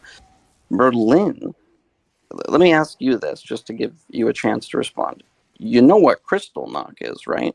yes, Okay, Is that you're is that a saying drug? no, Sorry. Sorry, I'll shut up. Kristallnacht means the night of broken glass. yeah, Kristallnacht, right? mhm, Removis des Juden as Frassen. Yeah. mhm, Okay. So what you're saying is an entire city went out in a crazed pogrom and destroyed everything resembling anything remotely Jewish. This mhm, pogrom involved members of every level of German society at every age, and it's not conjecture that they laughed with glee because mhm, most of it is recorded. yeah. So you're saying these people were just going along with it? Like Okay, they had so their blinders on as they went out and destroyed in one crazed night after 19 years of endless anti-Semitic crowd braying yeah. that I they mean, I'm not saying all of them. I'm saying that once again, this was a not a this happened. This was a gradual build up. I've studied all of that. It was a right, gradual sort of like Mein build Kampf up. becoming one of the best And books in you know all of what? The German Bible film is history. also one of the number one selling What's the books. what's How the many of us have all read right, all right, it? all right. How many people have read it? I don't know as much as either of you about Nazi Germany, but I Yeah, do know well, enough about the Nazis are sort human of known condition, for hating and Jews. but I do, yeah, Nazis, but not every citizen were Nazis. They just lived in Nazi Germany. Yes. That's a different thing. Yes. But what What do I'm you saying think? is What I do you do think? know enough about the human condition, and there's a famous phrase that is never attribute malice to something that could be explained with ignorance Yep. or stupidity. Fear is So, an excellent motivator, It and is. but there's I'm saying the there's all the average historical evidence in everyday. the world to show that this is not true. And guess what? So, No, it so are you doesn't. saying No, it that there is doesn't. historical evidence to show that the entirety of the population was in agreement with him and not just agreeing There's with him out of fear? historical No, Because those are no. two evidence that different shows things. the Let me opposite. respond to your. You're screaming at me I'm while not defending No screaming. one's screaming. while This is de- how while we. This is defending how the we. idea. Cool, cool. Let me respond. I didn't say every last man, woman, and child. Okay, the Let me majority. make it extreme. Let me make it extremely clear to you. Nazi Germany was an extremely racist, anti-Semitic, radicalized, with visions of Nordic and Aryan ascension in their eyes, society hell-bent on the creation of a 1,000-year Reich, which would purge everyone they didn't like, during which time, past 1939, they would murder 350,000 of their own German children, who they did like.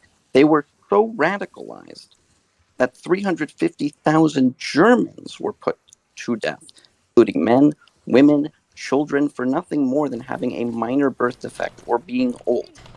They hated everyone so much that they hated their own, and yet you still can't seem to grasp that the majority of them didn't like Jews. Hold on. Let me before I attribute hatred to an entire population of people. Do you think that the majority of Chinese citizens were okay murdering their own children because they had a girl when they wanted a boy and there was a one-child law? Well, to be honest, I don't know because I haven't studied Maoist China, but I have studied. The answer is no. The answer is no. You don't need to study this. The answer is no. What's up? Well, society. I don't. But it took them how long? But it took them. No, I'm not pretending to be an expert. I'm just not going to hate an entire population of people based on the acts of their military around them, based on the acts of their government. The government may control the people, but it doesn't always speak for them, or specifically the way they feel. I didn't say, first of all, whether I hated them or not would be irrelevant. Most of them are dead now, and Germany. No, I'm talking about them hating Jews. I'm not talking about whether or not you hate them. I'm saying I'm not going to say that entire population hated Jews. Respectfully, when a conversation about whether Nazis hated Jews in general starts off with, well, when they liberated Nazis maybe, but I'm talking about the citizens of Nazi Germany. When the conversation begins with misquoting a concentration camp and not knowing the history, because I don't know exactly which concentration camp she lived outside. I'm sorry, I do not know. A lot of time has passed since I spoke to this woman. Well, for the record, my grandfather liberated a camp, and I can't remember the name of it. Yeah. If you don't know which ones the Americans, British, and Russians, respectively, liberated, then you don't even know the geography. Do you know where Bergen-Belsen even is? Do you know where Buchenwald is? Did I study the geography, or did I study what happened? Did I study society and what happened? Okay, so you don't know you get hung up on these things that aren't part of the point. What she's saying is, if you don't remember, all right. What she's saying is, if you don't remember which stadium the Super Bowl was played in, does it make the score any different if you know who won? It doesn't change. And I also want to make a point. I need you to listen. I need you to listen. I want to make a point the Holocaust is extremely well documented. You can keep talking, but I still need you. I still need you, and I have heard of you, and I have also heard you don't get a lot of human interaction. Oh my lord! Well, then you don't know me at all, do you? No, I don't. But I'm saying I have heard of you. You know what? You don't get a lot of personal and human interaction. You throw all the ad hominem. And I'm trying to tell you something. Don't LARP as an expert in the I am trying to tell you something. Yeah, that doesn't negate. And this is how I can tell that you don't have a lot of societal kind of experience. You can say that all you want, but you are not very knowledgeable about. Okay, look, if you want to take this one little thing, you're doing things that Trump people do. And I'm not a Trump person. Well, that's what I'm saying. You're doing these things, and when someone points them out to you, you should listen. Just like I tell my husband all the time, I'm like, hold on. I'm going to interrupt for a second. I'm going to say something now. You're telling a Jewish guy whose family was killed in the Holocaust. Yeah. Okay, stuff incorrectly about the No, history, I'm not. and you can't I am take not. the- You are yeah, hung up on the before fact. you So basically, because I did not remember the Okay, exact let's give you camp. let's No, give no, you a stop really easy talking one. and Here's listen. a really easy one. Stop Who was the listen. minister Stop of talking and propaganda in Nazi listen. Germany? Stop I don't think talking you even and know who listen. was in Stop Hitler's ranks. talking and I don't think you know who listen. Goebbels was. I Stop don't think you know talking who and Himmler was. listen. I don't Stop think you know who Mengele talking was. and listen. I don't need Stop to listen. You're not talking and educated in listen. this subject. I don't And need to frankly, listen because it's I fucking don't think offensive. you're educated on this. So, okay, what happened in Tulsa, Oklahoma? Americans What happened? came What in- happened? Let me- No, no, I'll no, no, answer no. it. Let What me- happened? Tell me what happened. Can I answer? Because I'm a Can I black answer? person, and Can I anything you answer? say is going Can to be I answer? invalidated. I've That's got- not the point. I've If got- you know, I'm gonna, it's I'm not gonna, the I'm point. gonna derail for a second. Okay, derail. I'm gonna answer. Derail. No, I I'm don't want you to gonna answer the answer- question. My point All right, was that as a black everybody person, chill for a second. That as a black we person, we have a that- chatter in chat. I want to ask the chatter a question. okay, okay. No, I'm gonna to maybe answer it. point. Here's No, what no, no, no, no. happened in I want to Tulsa, ask my Oklahoma. chat a question real quick. Put a pin in that. I'll let you ask your questions. Take a break for a second. I have to be Random- lectured incorrectly about the Holocaust. No. and No then one's I lecturing you. I'm talking to my I- Twitch chat. he needs Calm to talk down to for his chat. calm He needs to talk to his chat, dude. calm He down. needs to for- talk to his No, chat. I calm don't need you. down for a second. Can I ask my Twitch chat a question real quick? Can I do stream? Can I do stream stuff for a second? Yeah, he needs to do this. Do whatever you want. Can I- I'm extremely offended. I'm not. I don't know why me asking my Twitch chat a question would offend you. I'm just trying to That's take a not break why from I'm this for a offended. second. Okay, You know why I'm we'll just, offended. and I'll let you get back to that. Just take a break You for a let second. me get back Take a break. to- No. Yes. Just Correctly hold Just on. just take a break for a second. God, hold on. Random Twitch chatter, welcome. I have a quick question for you. What happened on October the 7th? Just throw that up in chat for me real quick. Don't Google it. Just top of your head. It's okay if you don't know. You can say I don't know. Just tell me off the top of your head. Do you know what happened? Does the date October the 7th mean anything to you? That's all I want to know.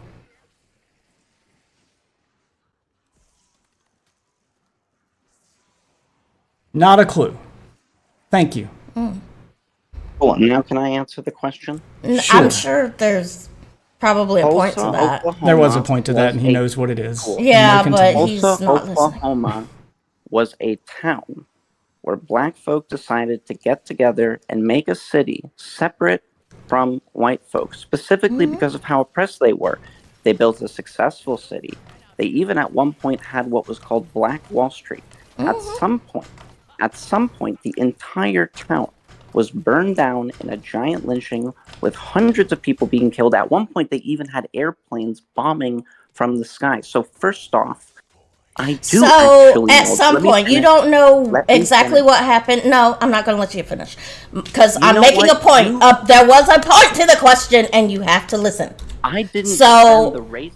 So no. I didn't You say, say at "I a don't know what point. the people No, you burning have to Oklahoma listen here. thought." There was a point to the question. Do you want to know what the point of the question was? No, I I don't. know you don't. You don't want to listen to anyone that you And you don't wanna deem hear the is fact not that you don't know is not very much about worthy the Holocaust. of And it's listening to. offensive. Like It's offensive the offense to have goes on someone both lie. sides, dude. I'm offended. Both of you seem to have gotten away from the whole purpose of the conversation. He to won't begin with. listen. I don't. no, all I'm right. done with this Both of you I stop. can't Both talk of to him. Lord, and both of you I'm- stop. I The cannot entire believe I the was entire- subjected to someone coming in here LARPing as a Holocaust expert and then trying to be like, oh, well, you're getting The- caught up on the technicals. The Germans didn't really hate Jews. Hard Okay. to say. Fuck that. Fuck you. Goodbye. He knows the saw point. that coming. He knows the the point of the conversation, which I'm sure he got when I asked my chat what October Yeah, 7th he was. knows the point. He knows he's wrong. The point I was trying to make was that he focuses so hard on the individual groups that he's attributing what small groups do to the entire population. And for all those people who seem dumbfounded or confused how Trump won when this is happening in Gaza or this is happening in the Middle East or this is happening with the economy, the thing I'm trying to tell them is that none of that mattered What mattered is that the biggest demographic felt excluded from the left, Yes. so they voted for the right. Yes. It was a feelings thing. The average everyday American could not tell you what happened on October 7th, as I proved with my chat. The average everyday American could not point to Gaza on a map. No. The average everyday American couldn't even tell you how the economy works or what affects it. No. But they can tell you that being shit on, the average everyday white guy being shit on, feeling like it's open season because the left has made it okay to be racist against white men, because the left has excluded them, because the left keeps treating them like shit. Mm-hmm. They can't, no matter how many things the left is right about, they can't bring themselves to vote for that side because they think that side doesn't care about them. They voted with their feelings. It's one thing that they... And you can point at all the poll numbers you want, but people will lie to a pollster because they don't want to admit the truth. The truth came out at the voting booth. So the polls don't mean shit when the election numbers showed something different. The election numbers showed what really happened, showed how people really felt.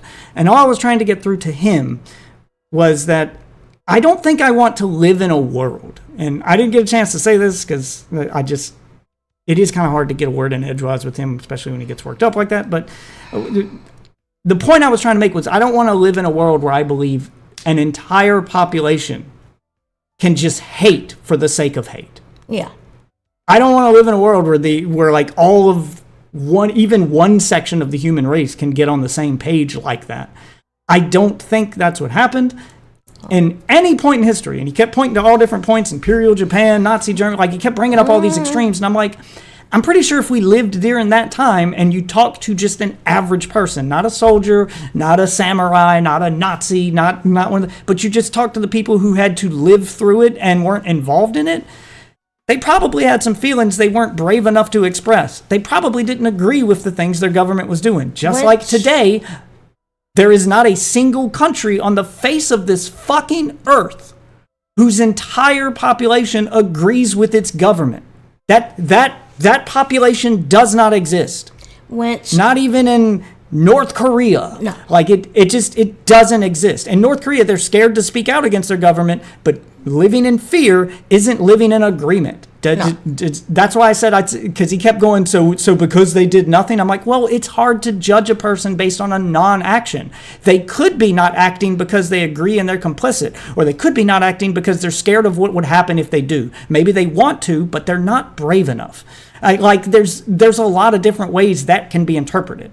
I'm not going to interpret a non-action. And the thing of it is that I have talked to many different people who lived in Nazi Germany, who lived in many different parts of Nazi Germany. Him having family, yeah, that's great, but the point is, I was trying to interrupt both of you before you got to that point, because the point is, the people you know and talk to are on one side, and the people that he's related to and that he's involved with are on the other side. And I get the feelings involved in both. I get why he's offended. I get that I get the desire to want to demonize the entirety of the other side, that all of them are this because this happened to people I love. I get that. But if you haven't dealt with that feeling, at the end of the day, both of your sides, both of the things that you could point at, were anecdotal. You've talked to a lot of people, but you weren't there, so you don't really know. Yeah. And he's talked to a lot of people, and he knows people who've lived through it, but he wasn't there to see it either. And I get the desire, especially from his side, to want to demonize that other side. Just because I understand something doesn't mean I agree with it. There's that famous story, God, I forget, it was after, can't remember what war it was after, but it was a U.S. soldier and Japanese soldier, and they both got separated on an island. From their it was platoons. After Yeah, and they ended up like... It was World War II. Yeah, and they ended up like the war was over, but they didn't know it. And the only way they survived wherever it is they ended up was by working together. And then after getting to know each other, they realized that they don't hate each other. that neither side, like the American guy didn't have anything against Japanese people personally. He was just following orders. And the Japanese soldier was kind of doing the same thing. I don't and know then they worked that out that's their a real differences. Story, but or if it was something, but it's a famous story that under, like, there was a quote that came from it that if I had met you under any other circumstance, we would have been friends. And that alone shows that that there's no racism there. He didn't hate Japanese people. So, like, if that can exist in the midst of a war, then it's foolish to believe that that couldn't also exist in the midst of a population living through a country at war. But that was also my point. That was the only thing I was trying to drive at. Question is that, see, this is how we end up with black people just being just as racist as white people. Because even after all this time has passed, if you cannot separate that, if you can't say, you know what, I do understand, I can put myself in that person's shoes as to why. As to why they would have gone along with XYZ, then you have not really had to sit down and dealt with it. Am I, like, how common is that?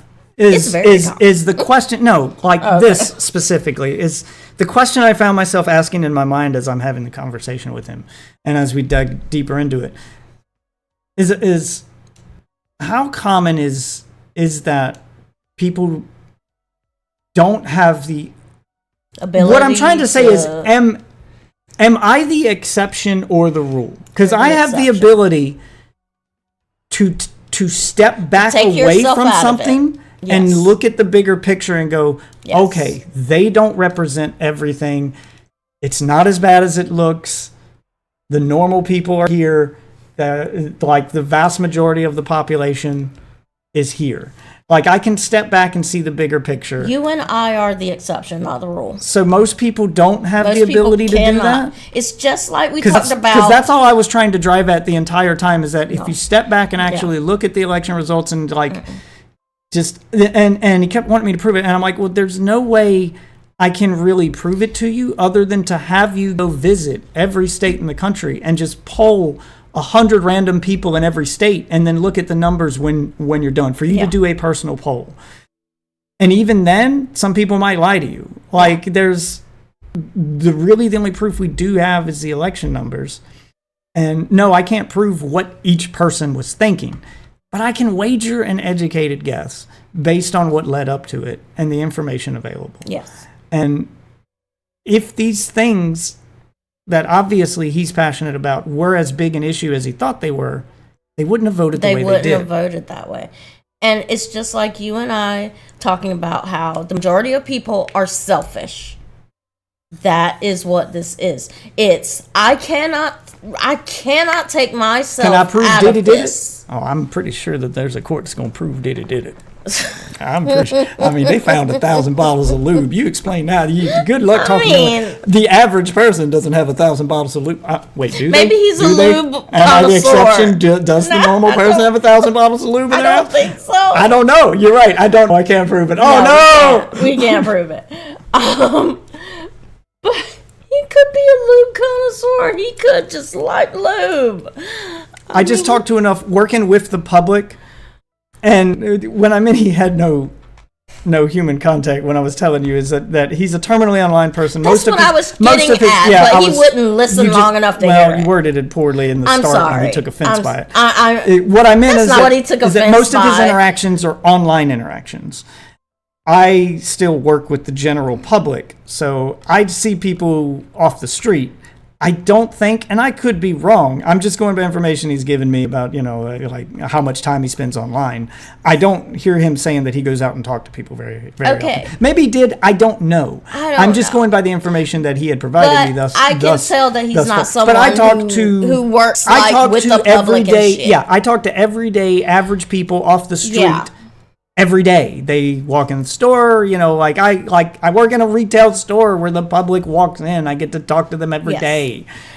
I don't think he's talking to the average person. He's not talking to the average person every day. And for someone who's become disconnected from the average person, it's easy to forget that yeah, people are rioting. You're right. It is people, but it's not the majority of people. It's not the majority. Yes, all of these colleges are doing that, but the average person isn't a college attendee. It's not a college student. College students still make up a small fraction of the population. But the majority of the population is not in college. The majority of the population does not live in New York. The majority of the population does not live in Seattle. Like, yeah, these things happen in these big liberal places, but the majority of the country, it's a big country. The rest of it you haven't heard about, aren't talking about that, and aren't involved in it, and aren't getting involved in it.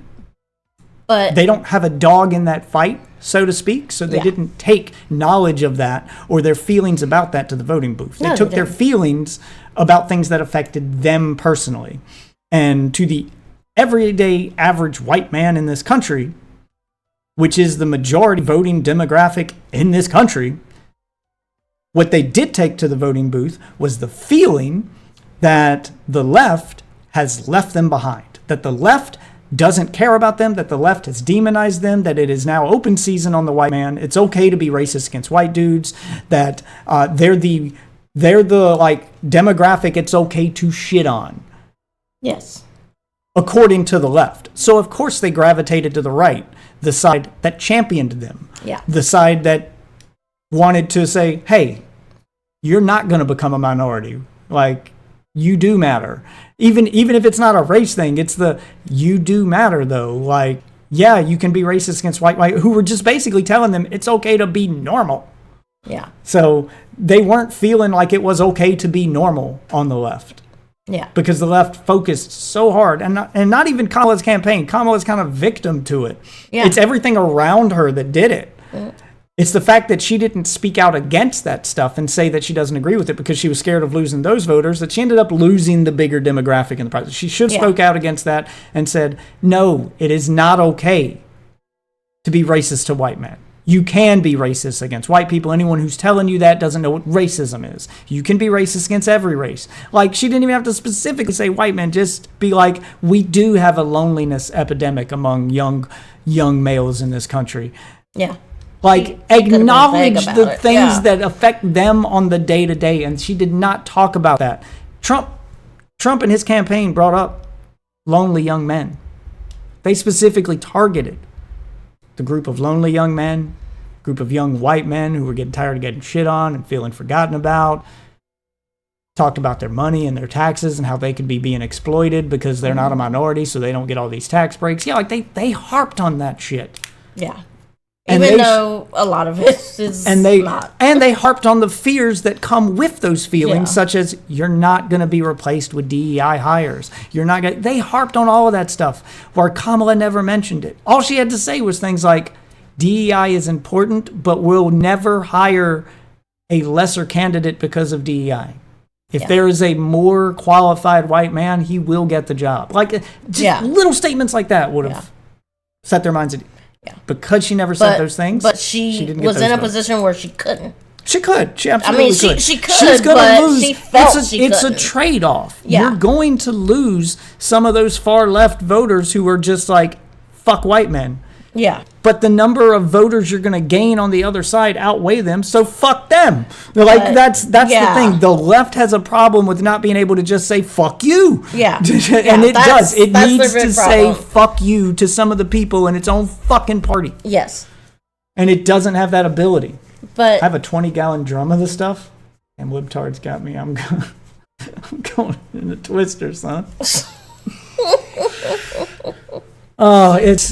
That is not the kind of conversation I was planning to have. But do you know why he was offended? Because he took it to Nazi Germany. All I was trying to do was tell him. No. I didn't even want to talk about the election. I forgot what we were originally talking about, but it turned into the election. Like, we were originally talking about something else, and then it turned into the election. And I was just trying to tell him this is the mistake that Kamala made. And he harped on, like, so you tell me you know how every person feels? I'm like, no, I'm telling you I know how the average voter felt, because the election results tell you how they felt. Yeah. It should be. I don't know how to explain it, and that's what I was having trouble. I'm having trouble explaining it to somebody, because to me it's obvious. It's so insanely obvious that I can't believe someone else didn't see it. Yeah. That's the thing. Like, I didn't believe someone else didn't see it. And he's like, people care about what happened on October the 7th. And I'm like, dude, the average person couldn't tell you what happened on October the 7th. Which is why that's the question I asked as soon as you joined, Blarko, is what happened on October the 7th? No, he was offended, Blarko. That's what he'll tell you. Is because he's Jew. He ended up getting offended, but it wasn't even about Jews originally. Like the conversation always shifted there because he tried to compare the average everyday American today to the average citizen during Nazi Germany. And then felt appalled because he was like, so you're telling me that the people in Nazi Germany didn't hate Jews? I'm like, are you talking about the citizens? Because I don't think all of them did. And he's like, they did. And I'm like, do you know why he shut down? All of them hated Jews? Because I don't want to live in a world where an entirety of a population can just hate like that. That's mass hate on that level. I don't think it's humanly possible. No. I don't think humans function like that. Fear is what ended up motivating them. But I don't think that because you're scared of a thing, you agree with it. Do I believe that the entirety of the population hated Jews? Probably not. And that's also... It doesn't make what happens okay, but it doesn't mean that... if that's the case, why didn't we just wipe Germany off the fucking map? If that's the case, why didn't they try it again after it failed? Why aren't they still doing it now? Yeah. That doesn't make... it just doesn't make sense. That can't be the case. It just can't be. Because it's not the case. And why we aren't doing it is because you have to tap into something, special. That special kind of fear and hate. And, all these things have to be aligned, so to speak. The stars must align the proper way to make that happen. And where I was about to go with it was to be like, are you gay? To which I'm pretty sure he would say no, and it's fine if he didn't. Yeah. But I was going to go, are you gay? Because majority of dudes you could pull off the street and pull are going to be straight, and they're going to tell you they're not gay, and they'd never do any gay stuff.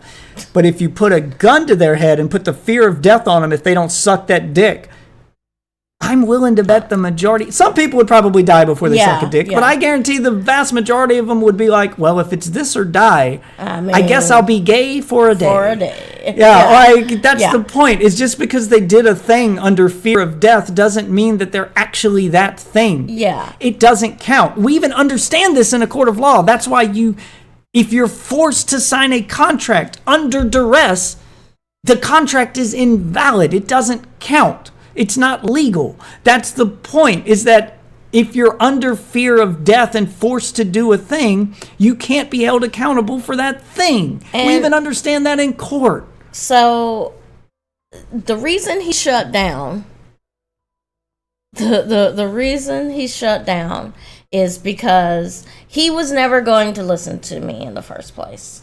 Because he already decided that he wasn't going to listen to me as soon as I sat down. And I am offended. I'm pretty sure I offended him before you sat down. So I'm sure you offended him as well. But I'm offended also, but I'm also not going to let it in the conversation. I was going to tell him about himself because... I don't hate the guy. He likes to condescend. I didn't even know he was Jewish. He's a very intelligent guy. I don't hate the guy. He's a very intelligent guy. You can be an intelligent guy and still not have the common sense of a fucking dirt devil. I hope he calms down and comes back. I like having the conversations with him. I saw him as a guy who was kind of on the same page as me and could logically see things, but apparently I found the one topic that he's emotional about and gets triggered on, and then emotions cloud the judgment and make it so he can't do that anymore. So if you do come back, we'll avoid that topic if you are watching. Hopefully it does come back. But he does need to learn how there's always more Twitter spaces, I guess. He does need to learn how to... He saw a black woman and went incel. I'm not even sure he was watching the stream, but... I'm not sure either. But I do wonder because... And that's why I brought up Tulsa. I was like... Me being a thing, I don't get to sit here and go to every university and say, white man, shush. You know nothing of my plight. I get the feeling if that's all you've been exposed to. So if all you see is stuff online, you see the protests, you see the riots, you see all the news articles are constantly talking about a thing, it's easy to think, well, that's what people care about. Just like if you go to a college and your only exposure, if you're an adult in your 40s or 50s, and your only exposure to the younger generation is the kids you meet on college campuses, it's easy to think that all kids that age are fucking insane. Yes. Just like if you're a black person and your only exposure to white people are white people in the deep South Mississippi fucking racist region, then it's easy to think that all white people in the country are like that. You're it's not until you have to step outside of that and realize that the country's a big place.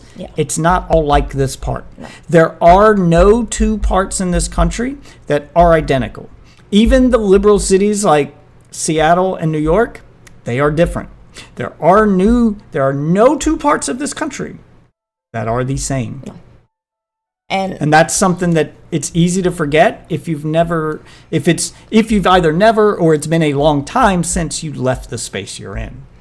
And I mean, you can go to another state and just talk to people. And like when we were out in Seattle, not online people. Don't go to another space digitally, because their average everyday person in those other states probably isn't going in Twitter spaces. They're probably not shit posting on Twitter. They're probably not, like, the people you're going to find in those spaces are the terminally online people who just happen to live in those spaces. And that's another You need to go thing. find the everyday average person who's not terminally online. He spoke about Nazi Germany as if they had the internet. I understand what happened on Kristallnacht, but do you understand how many people did not understand? Yeah, like, I can't count the number of people who lived in Germany. Yeah, like, I can't count the number of people who just come into my work every day, and I'll see coworkers try to start conversations with them, asking them about things that are in the news, things that happened a week ago or something. Hey, did you hear that so-and-so? No, I didn't hear that. Yep. Yeah, like, most people they're not just keeping up with it like that. And they keep up with things they care about. They could probably tell you the sports score from last night. I mean, they could tell you the score from the game. They could probably tell you what new movie is coming out that they care about. There are things they care about that they keep up with. The point is, when I say most people, maybe it's just where I live, but I feel like where I live, being a swing state, was a pretty good representation of a good majority of the country. The average everyday people I see that just don't keep up with this stuff, the stuff that is discussed and debated ad nauseum online, is stuff that they haven't even heard about. Yes. And when you tell them about it, they go, "Oh, that's wild," and then they don't care. Yeah, and then they just brush it off and keep going. And it's clear that it just does not interest them. Think about late 1930s. Tumblr. Is that still a thing? They could tell you Jake Paul beat up an old man. Here's a wilder thing. I don't think the everyday average American knows who the fuck Jake Paul is. They don't. My mom couldn't tell you. My dad couldn't tell you. I think, like, every American under a certain age, probably. Yeah. But everyone seems to forget that half the country is over the age of, like, 40. Like, they're middle-aged or senior citizens. And those people, they aren't watching YouTube. No, they aren't watching YouTubers. They don't know who Jake Paul is. They don't know who Destiny is, who Hassan is, who Vosh is. They don't know what a Logan Paul is, or a KSI, iShowSpeed. Like, all these things mean nothing to them. It's gibberish. Like, they're a vast majority of the voter base that people forget exist because you don't hear from them often, because they don't get online to speak their opinions, because they come from a generation where there were 3 topics you didn't talk about at the dinner table: religion, finances, and politics. So they keep that information close to the chest, and you best believe they take their feelings and what they think about it to the voting booth. They don't talk about it. They aren't getting online to debate it, and you're not going to know what they feel. Like, I can guess what they feel from the results of the election, and it's pretty much what I predicted. Yeah. But I couldn't get him to see that.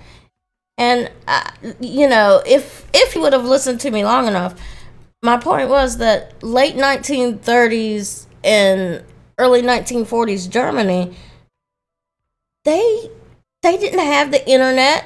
They didn't know what the fuck Kristallnacht was until maybe, I don't know, 2 weeks later when they heard about it in the paper. If that.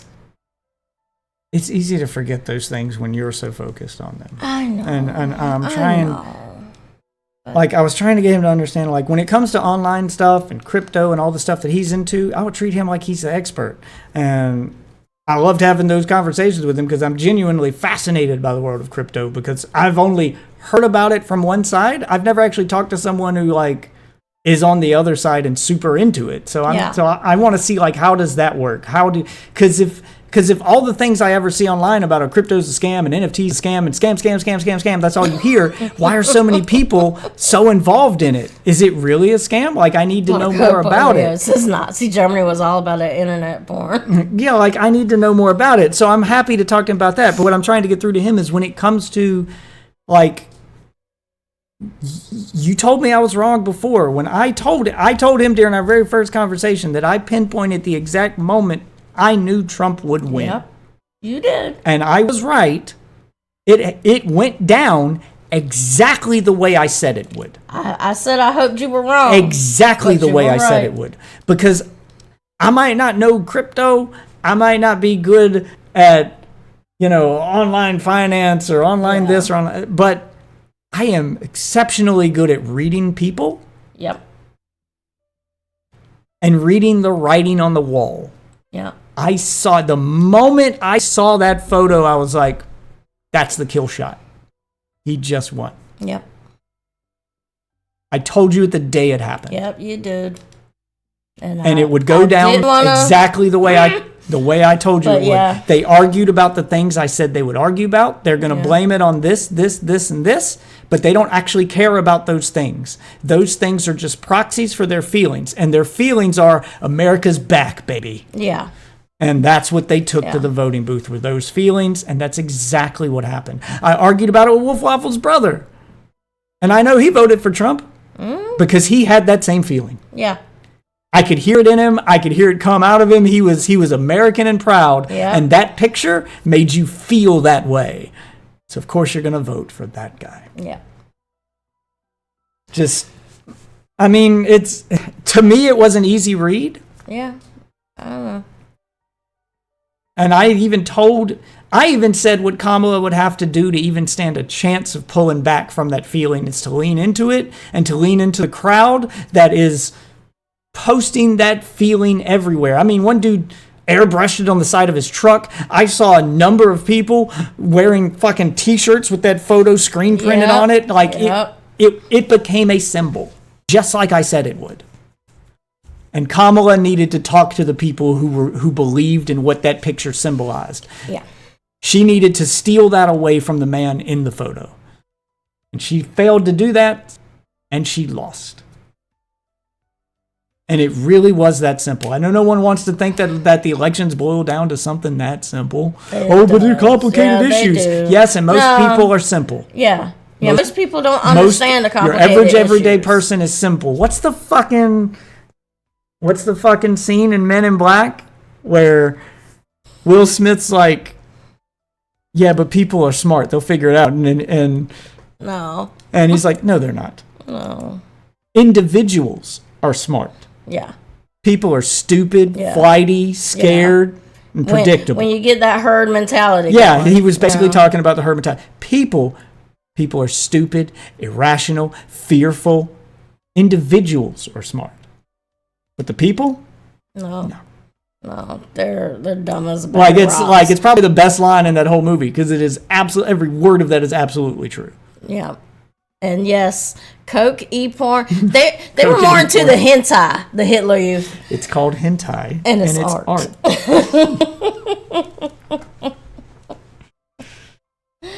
Oh, God. Guess I got to start doing new Twitter spaces to find a new crypto, bro. I'm sorry. No, it's not your fault.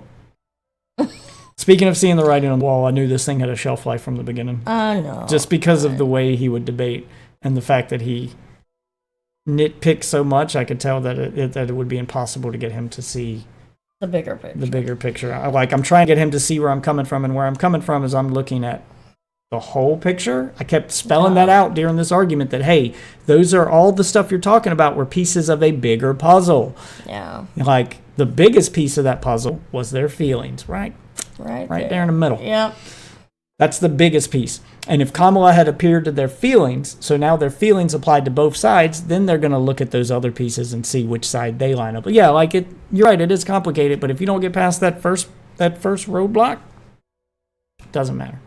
Doesn't matter.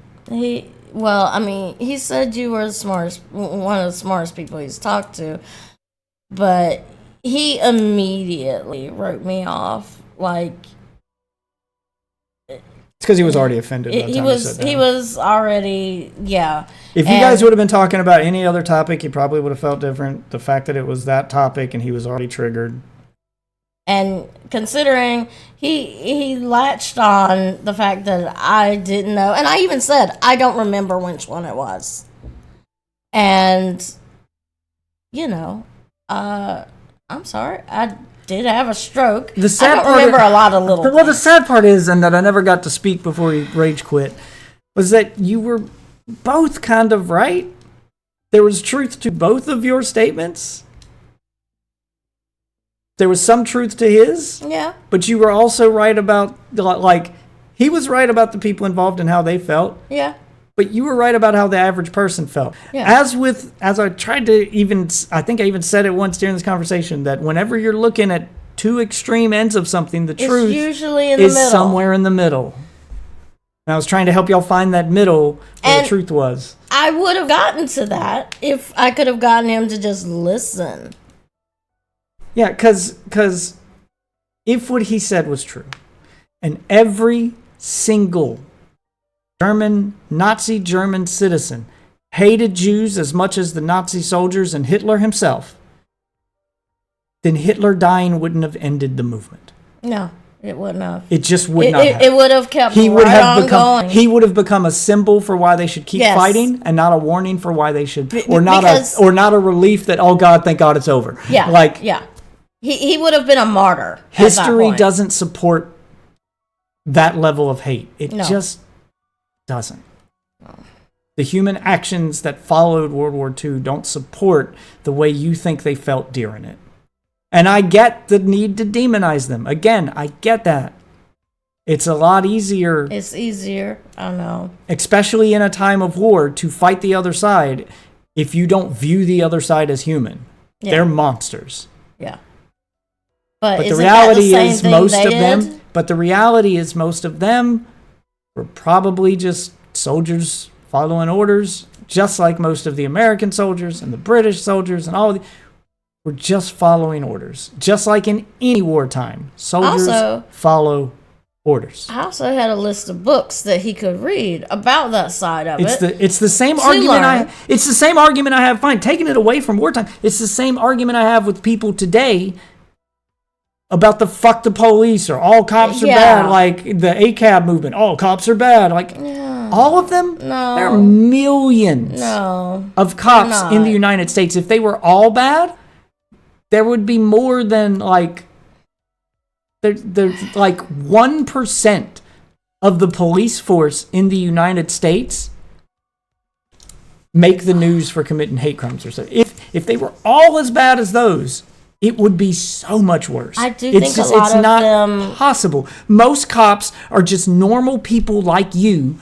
who are going to work and want to do their job and go home. And they hope, just like you do, to have a day on the job. Every day most cops go to work, they hope, just like you do, that they won't have an incident. Mm-hmm. That they'll get to have an incident-free day, get paid, and go home. I do think a lot of them are working with faulty training. All of them aren't Derek Chauvin. But they're not all. They're just, that's an irrational way of thinking. No.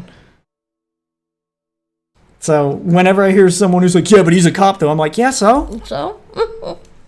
that don't mean shit. No. Do you know the guy? Like, has he done anything as a cop to make him bad? Like, does he, like, if you can provide evidence that he might be corrupt or that he's abusing his power, I'm right there with you. Yeah. But if you're saying just because he put the uniform on, he's now a bad person, he automatically turned into a horrible person. I can't get on board with that mindset. That because he chose to put on a uniform, he's bad now. Especially when the motto of the people wearing that uniform is protect and serve. Yeah. It's not even like it's a uniform of hate. It's So like it just, I can't get on board with that mentality. It's childlike logic. yeah, it is.